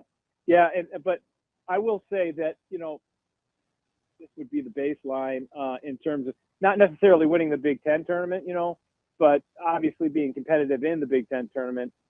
I think you just got to get to a regional and be competitive in the NCAA regional. And, I just think maybe looking back on it, it just, there's a lot of factors. I think I think they ran out of gas a little bit after their run in Omaha, and their pitching just let them down. But give credit. I don't know if your pitching let him down or did Florida bats just start swinging it. You know what I mean? So it's kind of a give and take. Maybe it's not as much of a negative against Nebraska as that. Hey man, Florida's pretty good, and they're finally finding themselves, because they've got all American talent on their team from top to bottom. And maybe they're just finding the right formula right now. And so maybe you tip your cap. Sometimes it's just that. But at least Nebraska gave Husker fans a reason to cheer in the spring and were relevant into the first weekend of the tournament. I think the next step for this team is to get in a position where they're hosting, because obviously we've seen how important it is to be a tournament host on that first weekend. Now it doesn't always work that way. You look at Arkansas, you look at East Carolina losing at home. And that East Carolina, that's one silver lining in all this. I've watched a lot of college baseball over the weekend, and that East Carolina, man, for Evansville to do what they did, to go into that environment and win that regional was something else, because that is one tough place to play. That just looks so intimidating just on television. I can't imagine what it is like in person, and to see Evansville go in there. I mean, that's their moment. Obviously, their season will likely end in 2 games in Knoxville this weekend. But did you see Van Horn's presser in Arkansas? I just bits and pieces. That is a surly bunch, boy. They are not happy. Well, and their fan base too. Yeah. Arkansas baseball fan base. Ooh, boy. Yeah. I mean, they were tough on Nebraska there a couple of years ago too. There was zero love. I remember Mojo Hagee just like nothing nice to say. Mojo, but it was great because he was dishing it back, right? It was awesome. Mojo Hagee, that was one of the great names from the past. Yeah. Arkansas baseball, that's serious stuff down there, and you don't get out of the first weekend when you're hosting. That's bad news down there. Andy, do you get the sense that Nebraska baseball's been better over the last decade than maybe people realize? I think they've made 6 regionals. I was trying to make that case. I don't know how you feel about that, though, AK. Am I a homer? I think they've made 6 regionals in the last 9 years, not including COVID. That's probably not too far off from where they should be, right? Right, I think so too. But I think people glom on to the negative. I think that's a tendency for a lot of fans. They'll glom onto the season where they didn't make the Big Ten tournament, and then they'll say, well, they haven't gotten out of the first weekend. One of those deals. Now, if they would have gotten out of this first weekend, I think this discussion is totally different. Where I think there's a more positive spin on in recent history, but I think right now they're in pretty good position. The big question is, who do they maintain and who stays in Lincoln and who are they able to acquire and who moves on? And I'm never one to say this guy should stay, this guy should go. Obviously, DB, shoot, you know this drill. You've been in this position. You've got to do what's best for you in your future. So I get a little hesitant when I'm trying to tell people what to do because it's their life. But I think it's a fascinating and interesting discussion and a multifaceted discussion now with NIL and the ability to make a little bit of money while you play the game you love for another year at the college level before you move on. Because we've seen now with the new draft rules and the shortened draft that you stay in college and maybe the college game is strengthened. I think that's the case. So it's not it isn't always. Some may say it's a negative that you have to go start in Class A or rookie ball or whatever. But you stay another year in college. That's not necessarily a negative as maybe it once was, 15, 20, 25 years ago. That's Andy Keneigh from KETV. AK, glad you're starting to feel better. We'll talk to you again soon. Boys, great to talk to you, man. Have a good week. Thanks, AK. We will be Joining us now is Mitch Sherman from The Athletic. Mitch, how are you this morning? I'm great. Good to be with you. How are you guys? Good, Mitch. We're hanging in there. I got a chance to catch you with Schmitty yesterday on the drive back. I had 590 on, man. I feel like you're a lot of places. Do you feel busy now being in hot demand and having the podcast now? It's not a lot you different. have a regular job. Yeah, it's not a lot different. The podcast is great. I just got done doing that here this morning, but it's like a 45-minute commitment a day. So if I'm not doing that, I'm probably just scrolling the socials. So this is more productive for sure. What were the hot topics on the pod? What shouldn't we ask you about if you feel talked out? We were talking about Thomas Fidone and Ramir Johnson and in the new episode of Chasing 3 that came out last night. I thought it was, you can ask me about it. I thought it was super cool that I don't know if you guys saw it, but they took people behind the scenes and let them hear what it sounds like to the quarterback when a play gets called in the discussion that the coaches have up until there's 15 seconds on the play clock. So I was kind of marveling at that technology and just what it looks like. And then we had a debate about an actual debate. Connor and I haven't debated a bunch, but he thinks that Nebraska needs to be the kind of offense that features a 1,000-yard running back, and I do not. Let me ask you something about the play calling and hearing that, because this is something that we don't really talk about a lot because I don't think we like to criticize. And I also think that there have been times Coach Rule has addressed it directly in his press conferences with young quarterbacks and inexperienced quarterbacks. And you listen to those play calls and then the stress of a team that hasn't won a lot of one-score games, timeout, situational management. That's clearly a part that's got to get better for Nebraska, right? Coach Rule said, listen, we got to get better in game too. It's not just about having better players. The staff's got to get better too. Do you find yourself, was it more, less complicated? More? Did you empathize, sympathize with the play call, what has to happen, the weird situations that Nebraska found themselves in? Or were you like, you know what, this is just coaching, right? We do have to get better with some of the in-game stuff on the fly? Well, I think they have to be careful about exactly how it's used, because it could become something, and I'm talking about like the coach to player communication with the new in-helmet system. It could be something that weighs a little bit heavily on a young quarterback. And if you, and it's good that if Nebraska is turning to Dylan Raiola here, it's good that he's starting his career with this, as opposed to like playing 1 year with the old system and then you bring it in year 2. So that's nice. But I will still say, you don't want it to be talking to him.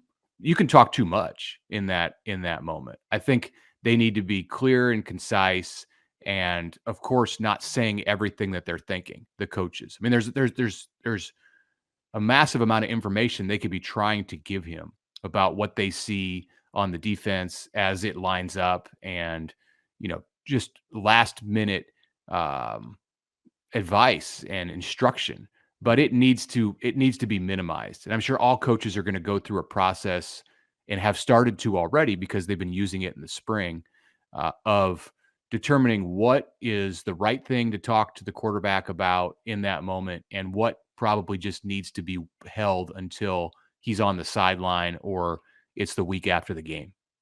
Mitch, how helpful do you think it is to have somebody like Glenn Thomas with an NFL background who kind of understands that a little bit more, at least understands that process of when you're communicating with the quarterback and how much to communicate in real time versus coming back later? Yeah, he's been doing it with the Steelers and the Falcons, earlier in his career. So it's not going to be new to him. And of course, Matt Rule, it's not a new thing to him either. So that's all beneficial. And I think that, what I mentioned a minute ago about finding the happy medium of talking to them enough, but not too much, is going to be easier for Thomas and Rule and Satterfield to master because they've been in this spot before. Maybe for a coach who hasn't, you get through the spring and you do it a certain way. And then when the stakes are raised in September, all of a sudden they want to say a lot more and they find themselves, even though they were prepared, having a difficult time, keeping it to the stuff that's going to benefit the player in that moment. Mitch, we were talking to Brian Christopherson a couple of weeks ago, and he was doing this the most indispensable 24 in 2024. And one of the guys that I felt like was kind of going to be underappreciated or kind of considered an afterthought was Thomas Fidone. When you look at kind of what he could mean, the intermediate passing game, a quarterback's best friend, he's experienced.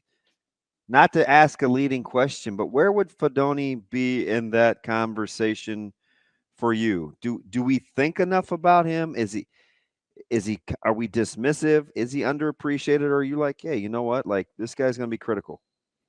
I put him near the top. I don't think in my view, he's not underappreciated because I appreciate what he brings. I think he's a huge part of what Nebraska needs in 2024, not just from the production side of it, but now that he's been in the program for as long as he has, and he's been through the injuries, which make him infinitely more experienced and wise to the ways of how things work in college football. He's a huge part of the locker room and the mentality that Nebraska wants offensively. There's all kinds of stories about Fidone that Matt Rule has told and that I've heard through the years. The one that's sticking in my head right now, because I heard Rule say this in the spring, is about a conversation that he had with Thomas after the 23 season. And I think it was something along the lines of, hey, you caught, it was around 30 passes last year. That's really good. And Thomas, his response was like, no, it's not. It's not. Like, it's not who he wants to be. I mean, he has extremely high standards and they haven't changed because he's had 2 ACL tears. That's only emboldened him to be even better. So all of that put together with where they're at in this offense and what he can bring for the quarterbacks, it makes indispensable is like the perfect word for him. And of all the skill guys on the offensive side, I might rate him number 1 among indispensable players. Aside from the quarterback. Remember looking at those lists? I didn't see. So he had asked some of the folks like on the board, obviously, and then he was going to do his, but there wasn't one list out of the first 13 or 14 that I scrolled through that had him above 8. Oh, again, once you get past the quarterback, I thought it was weird. I think I saw him at like 3 or 4 on one, but most of them, you're right, they were. I was like, gosh, I think we take him for granted. Yeah, we've been watching him play for a long time. Like we want more, but I do think he's got a chance to be pretty good.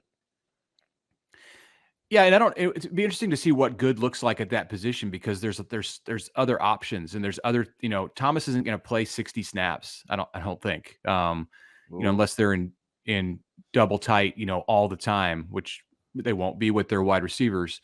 So, he's going to be like 40, 45. And, Borkature is going to play a lot. And then some of that depends also on just how many snaps there are available altogether on offense. What kind of an offense Yeah, is you it? got to get out of the low 60s, right? Like, yeah, for sure. That thing's got to be closer to 70.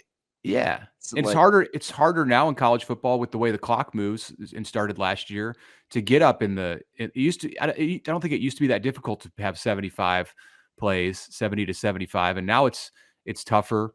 And it makes things different for a guy like Fidone, who isn't at a position where you play every play. I mean, if you're the center or the quarterback, I mean, you're going to play every play, but tight ends and the way that they want to use them, it's a different challenge, and they're going to want to get Carter Nelson into the game. Maybe not at traditional tight end, but some reps there. They're going to obviously Nate Borkature is going to play a lot. Good player. So yeah, it's still though indispensable. Even if he's only playing 40, 45 snaps, indispensable like that. That's Fidone for me. We're talking with Mitch Sherman from The Athletic. Mitch, let me ask you this about the tight end room, because as you've, I'm sure, noticed, Nebraska has both signed and is recruiting a million different tight ends. Apparently, most of them are from the state of Nebraska for some reason, because I guess Nebraska just has a plethora of 6 foot tall, 220 athletic guys running around in high school right now. That's what it looks like. It really does. Do you think it's important for, I guess, proof of concept or case studies to have Thomas Fidone be successful in terms of getting some of those numbers up? Or do you think they just recruit all these guys because they're like, hey, they fit an athletic profile, we'll find a spot for them, we don't care if it's actually tight end or not? Well, yeah, it's different. It's like 2 different positions or 3 different positions. So like Eric Ingerson plays a different position than Carter Nelson, and they're in the same recruiting class and they're listed at the same position, but they're not going to use them in any way as the same kind of player. I mean, Lindenmeyer, he doesn't play the same position as Thomas Fidone. They can do some of the same. Guy that's going to play a lot. Yeah, right. He's going to play a lot too, and he's going to do different things than what Fidone does, even though they'll have some crossover in that also. It's important for Thomas Fidone to have a good season. It's important for Nebraska for Thomas Fidone to have a good season and have some numbers and be a big part of this team. I don't think it's important for the overall movement of the program and where Nebraska's at and its ability to continue to recruit these athletes, these great athletes in the state of Nebraska who play tight end, for Thomas to have X number of catches. It's going to be a productive position for Nebraska. That needs to happen, but it doesn't all have to be Thomas. If another guy like Ismail Smith Flores, if he kind of emerges and turns into a red zone guy and catches 5 touchdowns, that's fine. If Carter Nelson is a Swiss Army knife and does various things for Nebraska, that's great. It doesn't need to be one guy, and I think it's probably beneficial if it's spread around. The other funny thing is, I'm going through this, is a guy like Janarian Bonner. I mean, you could break the huddle like an 11 personnel with 1 back, 1 tight end, and if he wants to play, motion him to an inline tight end and get to 12, you can. He's another versatile guy that can play along that deal. When you look at indispensable, how many of the guys in the secondary make your top 5, if any? Top 5 on the whole team or just the defense? On the whole team. Indispensable. Tommy Hill is there. Just because of your number 1 corner is somebody you need. I mean, you can have a whole team, but if you don't have that guy, then you're very vulnerable. And then I'd have to put it together, but Isaac Gifford would be close. And he might be there. In fact, I think you can make a case that he's there for sure. Maybe even the number 1 guy, or right around the number 1 guy on the whole defense. But that's open for debate. So those 2 are in contention, and I would probably just automatically stick Tommy Hill there because of the position that he plays. Isaac gets it more so because of the person that he is and the impact he can have on the team. Where would you put Ty and Nash in that conversation? I mean, there's not enough spots to go around to include all of these guys. I mean, well, you get 24. They don't have to be in your top 5. Oh, okay. In the 20, they're not. I was going to say you can't put all these top guys in your top 24 and 5. Yeah, 24, just in general in this conversation in terms of importance on the defense. Yeah. Like where do they slot in? Very high on the defense. They're both in the top 5 on the defense, and you probably got to have one of them. And I'm not sure which one it's going to be. Like right now, we talk about Ty and Nash, like Nash and Ty and Nash. It's interchangeable. They don't do the same things. Again, like at the tight end spot, there's some crossover in some of the stuff that they do. But I'm excited to see when the season begins, like how those guys differentiate from each other in the kind of play that Nebraska gets, and what their snap counts look like, and what Nash looks like as a player at a different weight than what he played at last year, and Ty Robinson, also is, I think, going to be somewhat of a different player in 24 than he was in 23. So I can't necessarily like rank them in order with each other at this point because I don't know. But just the two of them as a duo are, they're essential for Nebraska to have success. I think that whole the 3-3-5 and the way Nebraska runs it, 4-2-5 sometimes, various looks out of the 3-3-5 with Tony, but that position in the middle, the big guy. If they're talented and you have depth and they're experienced and they can get a stop, on a 3rd and 1, then just because of that, they're indispensable. And maybe they're in this order, maybe they're not. But of like the Charles Boodle Nation kind of trio over there, who do you need at least 2, right? You need 2 of those 3 to be almost interchangeable, or do you need all 3, do you think? Well, it depends on Bly Hill and how that goes through the summer. If it's September before he can even go full speed, then yeah, you're going to need and Dwight Boodle is coming back from injury himself, but you're going to need for sure 2 of those guys and probably 3 players overall at that I'm not position. Boodle, Buford, I'm sorry, Little Buford. Right. Yeah, Mario as a true freshman, and Dwight Boodle too. I mean, all of those guys. Jeremiah Charles, we know about his athleticism, and I think it's going to come together at some time. And it'll be interesting to see if he's just not experienced enough where you can count on him right now to say, all right, athletically he's got it, but can you just step in right away? Like, okay, Bly Hill goes down. Who's next up? All right, Jeremiah, get out there. Like, yeah, he's going to handle it athletically, but is he going to know what to do all the time? And could he be a liability because of his inexperience? And then the others that we're talking about here with Buford and Boodle are also inexperienced. So maybe if that's the case, you have to take something away from that safety group and put Malcolm Hartzog back at that spot. But I almost put Hartzog in I almost put him in my top 5, but he certainly makes my Fedoni discussion where it's like, I think we know too much about him and he's underappreciated. We boxed him in, but we need him to be really, really good. He's bigger, he's stronger. I think he's faster. He looks fantastic. Like, he's pretty underappreciated because he's a borderline football savant. Yeah. And, there were times last year where I think he got just kind of, maybe he gets overlooked in the conversation right now because there were times last year where he looked like he made a mistake here or there, or was overmatched on one particular play in a game. But I don't think that's who he is. And you saw that football intelligence from the year before, his true freshman year, just what he can add when he has when he knows what he's doing. Like last year, it was tough for him because he went back and forth between corner and safety. And this year, I think what they need, and I know Evan Cooper feels this way because I've heard him say it.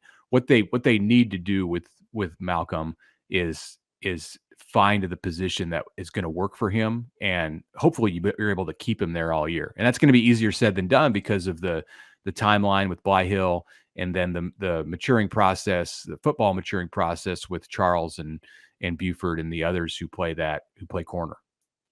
Mitch, Ethan Nation too.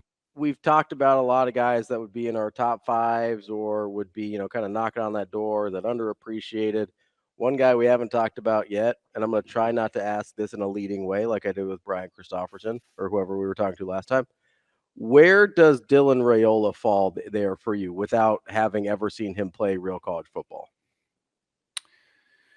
I think just because of the nature of the position, it's well, I don't know. I was going to say it's number one, and it probably is. But in this conversation about indispensable, I think you have to consider the whole position. And, like go to Ohio State. Yes, indeed. Yes, indeed. Go to Ohio State and talk about Will Howard, as indispensable, and he is. But it's a little bit less so because you've got of who you have behind him, and that there's a bunch of 5 stars just like lined up. So in assessing the indispensability of Dylan Raiola, you have to come to some kind of a conclusion about what Nebraska has with Heinrich Haarberg and Danny Kaelin right now.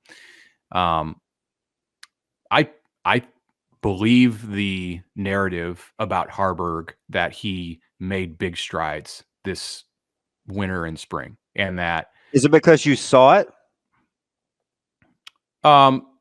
In part, yes, but it's more than that. It's hearing the way it was described, and then seeing it in bits of practice, and then in the spring game, it certainly helped. And I also think you have to take a 30,000-foot view of the 23 season, and our memory, the lasting memory of him, is November when he was beat up and beat down a little bit. He won 5 games as a starting quarterback, and it wasn't all about the plays that he made. A lot of it had to do with the defense, but some of it was about the plays that he made and the way that he came through when they needed him to come through. It didn't work with anybody else. There wasn't another quarterback on the game who started a game that Nebraska won last season, so he gets credit for that. And I realized that some of those games were mishmashes of different quarterbacks playing, but he started them, so it's on his ledger. It's a combination of things, but a lot of it does have to do with just the way that I saw him throw the ball in the spring game. And I think he's a different player than he was last year. But I also think that when it all shakes out, there's going to be a gap between Dylan and everybody else, and that his tools and everything that he brings are on a different level. So even with a valuable player and somebody who you could rely on in Heinrich Haarberg, when you have a difference maker at quarterback, I think that just by the nature of it makes that player the most indispensable on the whole roster. That's Mitch Sherman from The Athletic. Great stuff as always, Mitch. We appreciate your time, and we'll talk to you again soon. Thanks, Mitch. All right. Thanks, guys.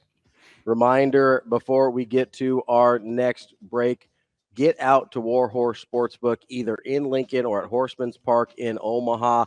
We've got Belmont Stakes coming up this weekend. We'll talk to our guy Big A on Friday, see if he can handicap things a little bit for you. Once he does, though, make sure you get over to Warhorse and see if you can get a little winnings for yourself. Maybe have a nice little pocket money for a summer holiday you're going on. If you're able to get those big wins, hit warhorsecasino.com/sportsbook for a full list of details and house rules. That's Warhorse Sportsbook. No bets, no glory. More Hurrdat Sports Radio coming up next. We are back here on Hurrdat Sports Radio, AM 590, ESPN Omaha, ESPN Tri-Cities, KFOR in Lincoln. We're live on Twitter, Facebook, YouTube. That's DB. I'm Ravi Lulla, and we are live on the Pillar Exterior stage. And we've had some really good conversations this morning with BC, with David O'Neill, Mitch, Andy Keneigh in there. Good to hear from our guy AK. He's back. He is back. It was no pun intended. I see what you did there. I didn't say his. I said his. Oh, you got to be careful with those vowels there. You get those mixed up easy. You're going to lose a game of Wordle like that one of these days. I never got into that. So I don't play a ton, but my mom sends me her score every day whatever she. Oh, she's a Wordle. Yeah, she Wordle she queen. loves the Wordle. She likes connections. She likes all the little New York Times games. So that's how that's how I get my Wordle game right. I got a little addicted for a while where I would do, because there's Wordle and then you can do, there's like a bunch of different variations. Mm-hmm. And so you could do these all day if you wanted to. I kind of got lost in the weeds on them a little bit. So I had to all day. I had to pull back. Had to pull it back a little bit to not waste half my day doing word games on my phone. To this day. Well, we need to pull back. To this day. What are we pulling back? I don't have any idea. I don't even recognize what we're doing. Surprise, surprise. This is dumb, and I don't really have a reason for bringing this up, except for I saw a video on Twitter the other day of Christian Yelich hitting a bomb. And it kind of reminded me of, hey, remember when Christian Yelich was like the MVP of the league and hitting like 40 home runs a year? Old Yelich. Back in the day. He was on steroids, right? I think he had a hard time staying healthy. Like Yelich was, I don't know, he was going to be a stud. He's got some like Brady Anderson level outliers here, though. It's a little hard. He's a career 290 hitter, though. Okay, but I'm talking power numbers. Yeah, now that, maybe. So, like his home runs, he had the back-to-back years where he hit 36 and 44 and then hasn't seen it since. Has only cracked 21 other year in his career, and that was before. And 18, 19. Why are you on Yelly? Is it just because they only scored one run last night? No, it's because I saw him hit this nuke on a Twitter video a couple days ago, and I was like, oh, I wonder how many home runs he has this year. And I look up and it's like a whopping six. And then I look at these numbers. I knew he had fallen off after his first couple years in Milwaukee there. He's had a really hard time staying healthy. He did that 1 year, but he's gotten over 400 at bats the last 3 years. Yeah. Is he your Major League Baseball Bo Jackson? No, I don't think he's overrated. I don't think he's Stop trying to find a way to weave in Bo Jackson, Shane. Yeah, not everything's about that. Yeah, Shane. He just I want to keep saying his name. I look at these guys sometimes, and I feel like we just kind of ignore it when they have these crazy outlier seasons. And I'm just like, okay, that's not normal. That is kind of random for you to pick that on. Yeah, I don't know what it was. It just was I looked at it and I go, okay, these are some of the weirdest. Like that 2-year stretch in 18-19, there is only all-star appearances. He was an MVP and an MVP runner-up in those years. He led the league 1 year in average, OBP, slugging, and OPS and OPS plus. The other year, the only one that he didn't lead the league in was on base percentage. He had a 2-year stretch where he was the best player in the league. It sounds a lot like Bo Jackson. And he got paid too. He was never and that's why I think it was steroids. He got paid. Because how many times have we seen a guy puts up career numbers, career years, kind of does that little juice and then backs way off so he doesn't get caught and keeps getting paid? I'm just trying to figure out how we only scored no runs last night. Well, No, I don't. That's true. With the best lineup money can buy, you'd think you'd be able to. You can keep saying that. Normally what it is. Normally I would see Dodgers home run by this guy, and then I just didn't see that. I don't know why. It's because they didn't score any runs, Shane. Oh, Diamondbacks need to keep playing the Giants because I think that's 4 in a row for them. The Diamondbacks?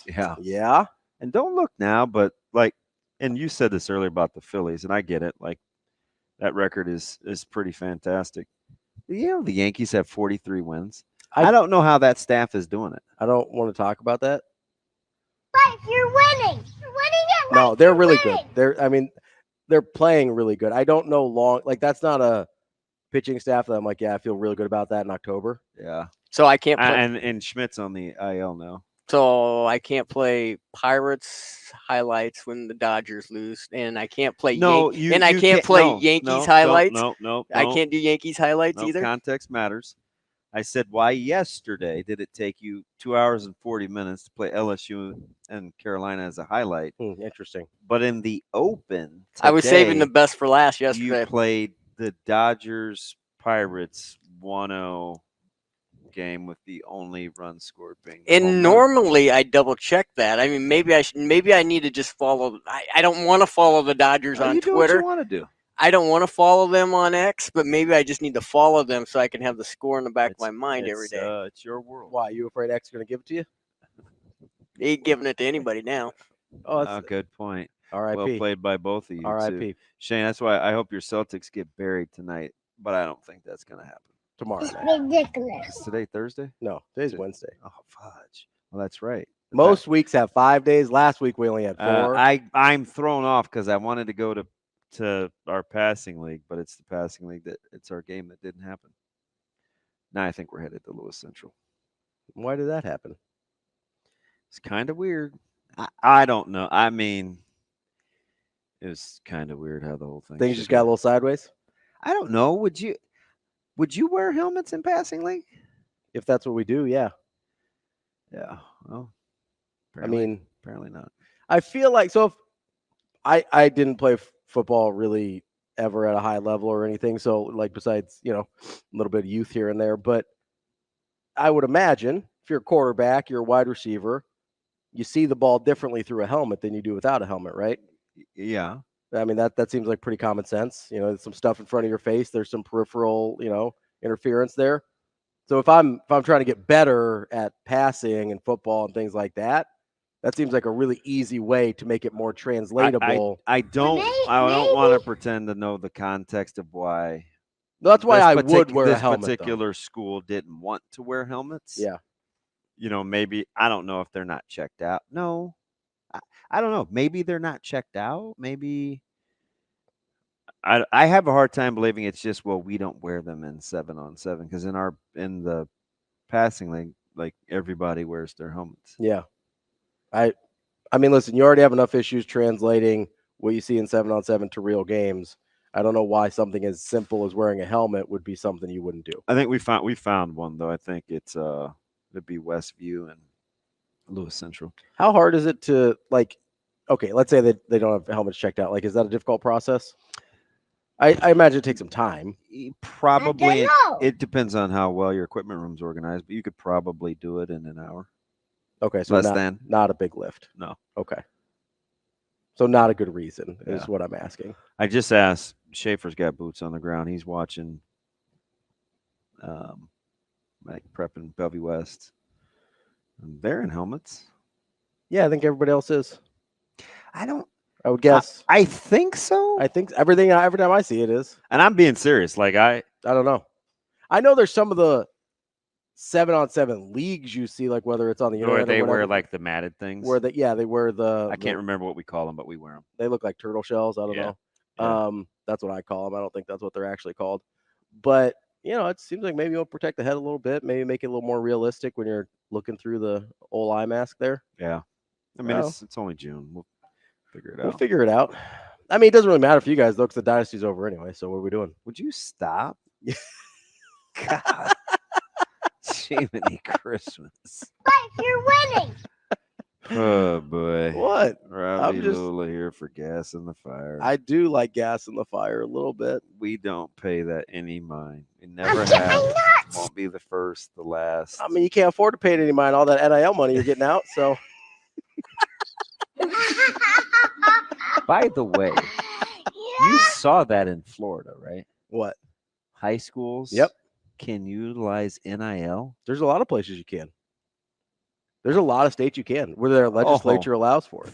It's a disaster. Absolutely a horrible idea. It's going to be a total and complete cluster.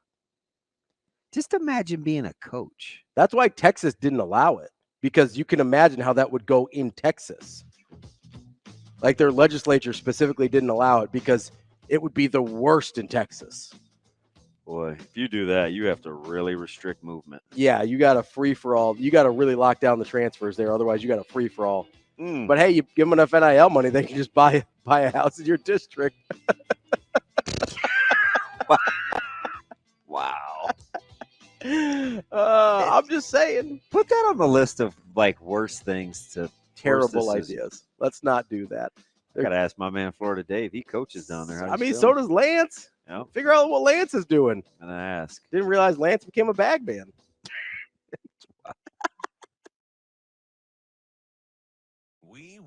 and KFOR in Lincoln. We're live on Twitter, Facebook, YouTube. That's DB. I'm Ravi Lulla here on the Pillar Exterior stage. Are you thinking about going out? Well, I know you are. But if you're not DB and heading out to there for work, are you thinking about going out to the Nebraska USC game this year? Because if you are, you should get hooked up with the Nebraska Alumni Association because they're putting a travel package together. HuskerFanTravel.com. You can choose from a 2 or 3 night stay in a downtown LA hotel, exclusive events for travelers, game day transportation. You've got the official Husker Huddle pregame party as well. And there is an option to upgrade for tickets as well. Get to HuskerFanTravel.com because spots are limited. And I got to imagine people are going to want to get back out to LA for the first time in, 17, 18 years? Since 7, right? Yeah. So when 17 years last time they were out there. Make sure you get to HuskerFanTravel.com. That's put together by the Nebraska Alumni Association. There's going to be some fun road trips. I know it's a little bit more work for a lot of people, but it's some cool venues at the very least. Yeah, like I don't have any problems now, like separating Nebraska from USC, because those are by far and away my 2 favorite teams. I mean, Nebraska's there's a gap though now. There's always been a gap. Yeah, I just would rationalize SC in my head. I don't. Not anymore. Nope. Was the affinity for USC, that was your dad? Yep. Okay. That makes sense. 100%. 100%. You like some of your LA teams out there too. I like I mean, Lakers, Dodgers, SC. Not a big Clippers guy. Nope. Pittsburgh, Steelers, Penguins. Not a big Kings guy. 2 cities. All my teams. Where did Pittsburgh come from? Just anti-Dallas in my house. Okay. So your dad was a Dallas fan? Yeah, I used to work for him. Everybody in my house is a Dallas fan. My brother was, my sister Kim is. So you're just being a contrarian? I mean, I'm young, I'm impressionable, I'm 4, 5. I'm like, you're young ridiculous. And you're black and your hat's real low? Yep. That's why I don't like the Royals. Everybody liked the Royals. Give me the Angels Dairy Queen Cup or the Dodgers. I don't like the Royals. I took the other blue and white team. So you were just that guy. Yeah.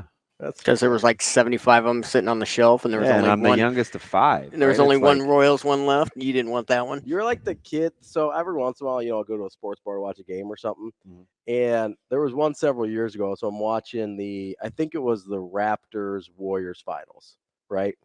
And speaking of which, I need you to put some peer pressure on my guys to not go to that other place we were talking about to watch that finals game. Yeah, like let's put some peer pressure. I mean, it's fine, but I definitely like if they're like, we don't care, that guy wasn't coming anyway. But like, if you ever wanted me to do that, don't pick that place. Yeah, no, like I don't really want to go there either. But I kind of got outnumbered a little bit, so if we could bully them together, put your foot down. There's so many other that I don't have to drive downtown for. Yeah, I'm not trying to do that. Yeah, it's whatever. Anyway, you're like the kid. So I was at a bar watching Warriors Raptors, some 19, I guess, with a couple of our guys, with DeMarinis and Padilla, and then my guy Jake that coaches out in North Carolina now. And there's these kids that clearly have no rooting interest. They just see that we're rooting for the Warriors, and so they decide to be. That's what I remind you of. When like those stories remind you of like, I'm just doing it because I'm just going against the grain, even though you have no affiliation with Pittsburgh. It's just, nope, not doing the Dallas thing. We're taking a 180 and getting out of there. And I like the color. There's lots. I like Carolina because of the color scheme. That's a totally fair reason. And plus, coming home from church on Sundays as a kid, they're on television. It's 80. Yeah. 81. Yeah. Oh, I'm watching that on NBC all day long. Carolina or Pittsburgh? Carolina. Yeah. Well, I'm just saying, James like Worthy things that like it just. Sam Perkins was my favorite. Yeah.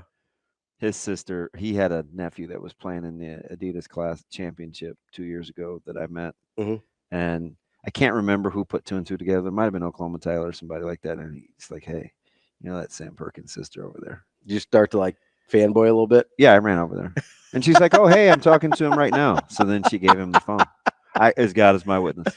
See, so you got to talk to Sam Perkins? Yeah, on the phone. I said, "Hey, I apologize." He's probably like, "Man, this dude's an idiot." You're like, what's happening right now? But he already is different. Yeah. Right. Like went through the whole Seventh-day Adventist thing and why he chose Carolina and was small place in Carolina. Mhm. So like socially, like it was very different for him in terms of how he grew up. So I'm sure he was tickled to talk to some random in Omaha that probably knows more about him than his like, sister does, or that he actually forgot because it wasn't even important. But yeah, You're like the SNL skit when they're like interviewing. He was Sam Perkins is the reason that I like North Carolina. Well, and the Baby Blues. Well, yeah, but as the first player. Yeah. The first player where I was like, love that. I mean, you got in on a good stretch there. If you're coming in like 80, 81, you got a nice little run there. And Jordan was an afterthought. It went Perkins, then Worthy. Yeah. I mean, he's not an afterthought anymore. He's pretty good. No, for why I liked him. Yeah, I know. I didn't even like the way that he shot. I'm like, I don't know. No, his jumper in college was goofy. It was busted. Yeah. And it was. He shot that thing way out here. And as a kid, you like for people to like if you're going to emulate something, it has to fit your eye. Yeah. So it's why I like Pedro Guerrero. Okay. Yeah. I felt like I could hit like that. That's why that's why I'm not as enamored with Ray Allen as other people are. His shot, I'm not saying it. His son is nasty. Yeah. Ooh. There's obviously nothing wrong with Ray Allen's shot, but the way it looks to my eye, it's hard to teach. Yeah, and it's so darn clutch though. I mean, it really is. I mean, that's the whole thing about it, though. I know you don't like the look of it, but it's the look on your face. I'm telling you, I'll fight you on. I'll fight Look, you on he that stood one. up. Yeah, I stood Ravi. up. Yeah, I'm standing up. I can't tell. Wow. Because I wasn't looking at him. That's all. Or were you getting mic feedback, or was your mic on? Wow. Here we go. I don't know. Did you turn it on today or not, Shane? Here we go. Every day it just simmers at like an 8.5, ready to just blow. And we somehow reel it in. Every day. Just not sure where that came from. But what, Shane? Spit it out. It's such a bad rep all the time. You do or Ray? Ray does. For what? Who's got a bad rep on Ray? Who's got a bad thing to say about Ray Allen? Finish your thought. No, who's got a bad thing to say about Ray Allen? I will say people don't always look at him as a great teammate. Is that because he left Boston to go to Miami? He has some mannerisms. He's a little strange. Yeah. I like Ray though. I mean, wouldn't you be a little strange if you're sitting around with like $80 million? Probably. 80 seems low. Oh, I mean, it probably is low. 80. Like me, low to the ground. He's still making that from He Got Game. And he still got that. I think he still got the Jordan brand deal. He's doing all right. Yeah. Also, we love Ray Allen because he's an advocate for type 1 diabetics. One of his kids is a type 1. Yeah. Yeah. So we love Ray Allen. All right. But I love Ray Allen then. His shot, for whatever reason, didn't meet my eye. Not that there's anything wrong with it. I'm kind of like that way with some lefties too. I know some people love lefty jump shots. I don't. Shane's not that far off. His net worth right now is penciled in at $100 million. I always forget that guys not that long ago didn't make nearly. Yeah, that's good. Because now, like Jaylen Brown's going to make $1 million in 2 years, or $100 million in 2 years. I love the Jaylen Brown back and forth. Do they like playing together? These guys win so many games for this to still be a thing. Jason Tatum and Jaylen Brown may be the two most highly scrutinized, really, really, really, really good players that I've seen in a long time. Long time. I'm trying to think of a different example, but I guess I was looking for an NFL equivalent, and before he won, I thought it was Stafford. Yeah, that's probably yeah. Because I'm a big Stafford guy. Yeah, but I don't like Tatum or Brown, so I'm not vouching for either one. So I don't love Tatum. I think he's a overqualified number 2. And whoa, yeah, what? Yeah, I think he's an overqualified 2. Hot take? Oh yeah, no, it's definitely a hot take. It's not even my hottest take though about that. What the? I also think sometimes I think you just say things just to be inflammatory, and they're hot. An overqualified number 2, Jason Tatum. Yeah, so he's like too good to be a 2, and I don't know if he's a 1.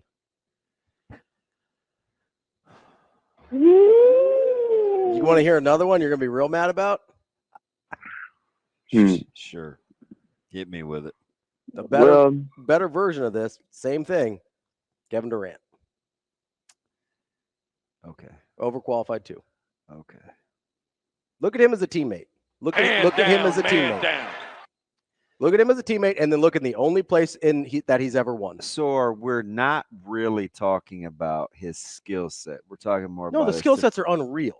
Yeah, but to be that guy, you have to have more than the skill set. We're talking about the intangibles now. The 4-year run where he was the league scoring champ and won 2 MVPs. What are we talking about? I'm talking about win titles. Okay, because I'm talking about winning titles. You better get into KD's heart. I get it. Coach killer, can't get over the top. I'm happy. I'm even the guy that made fun of as the player of the year in college. He couldn't get to the Sweet 16. Happy.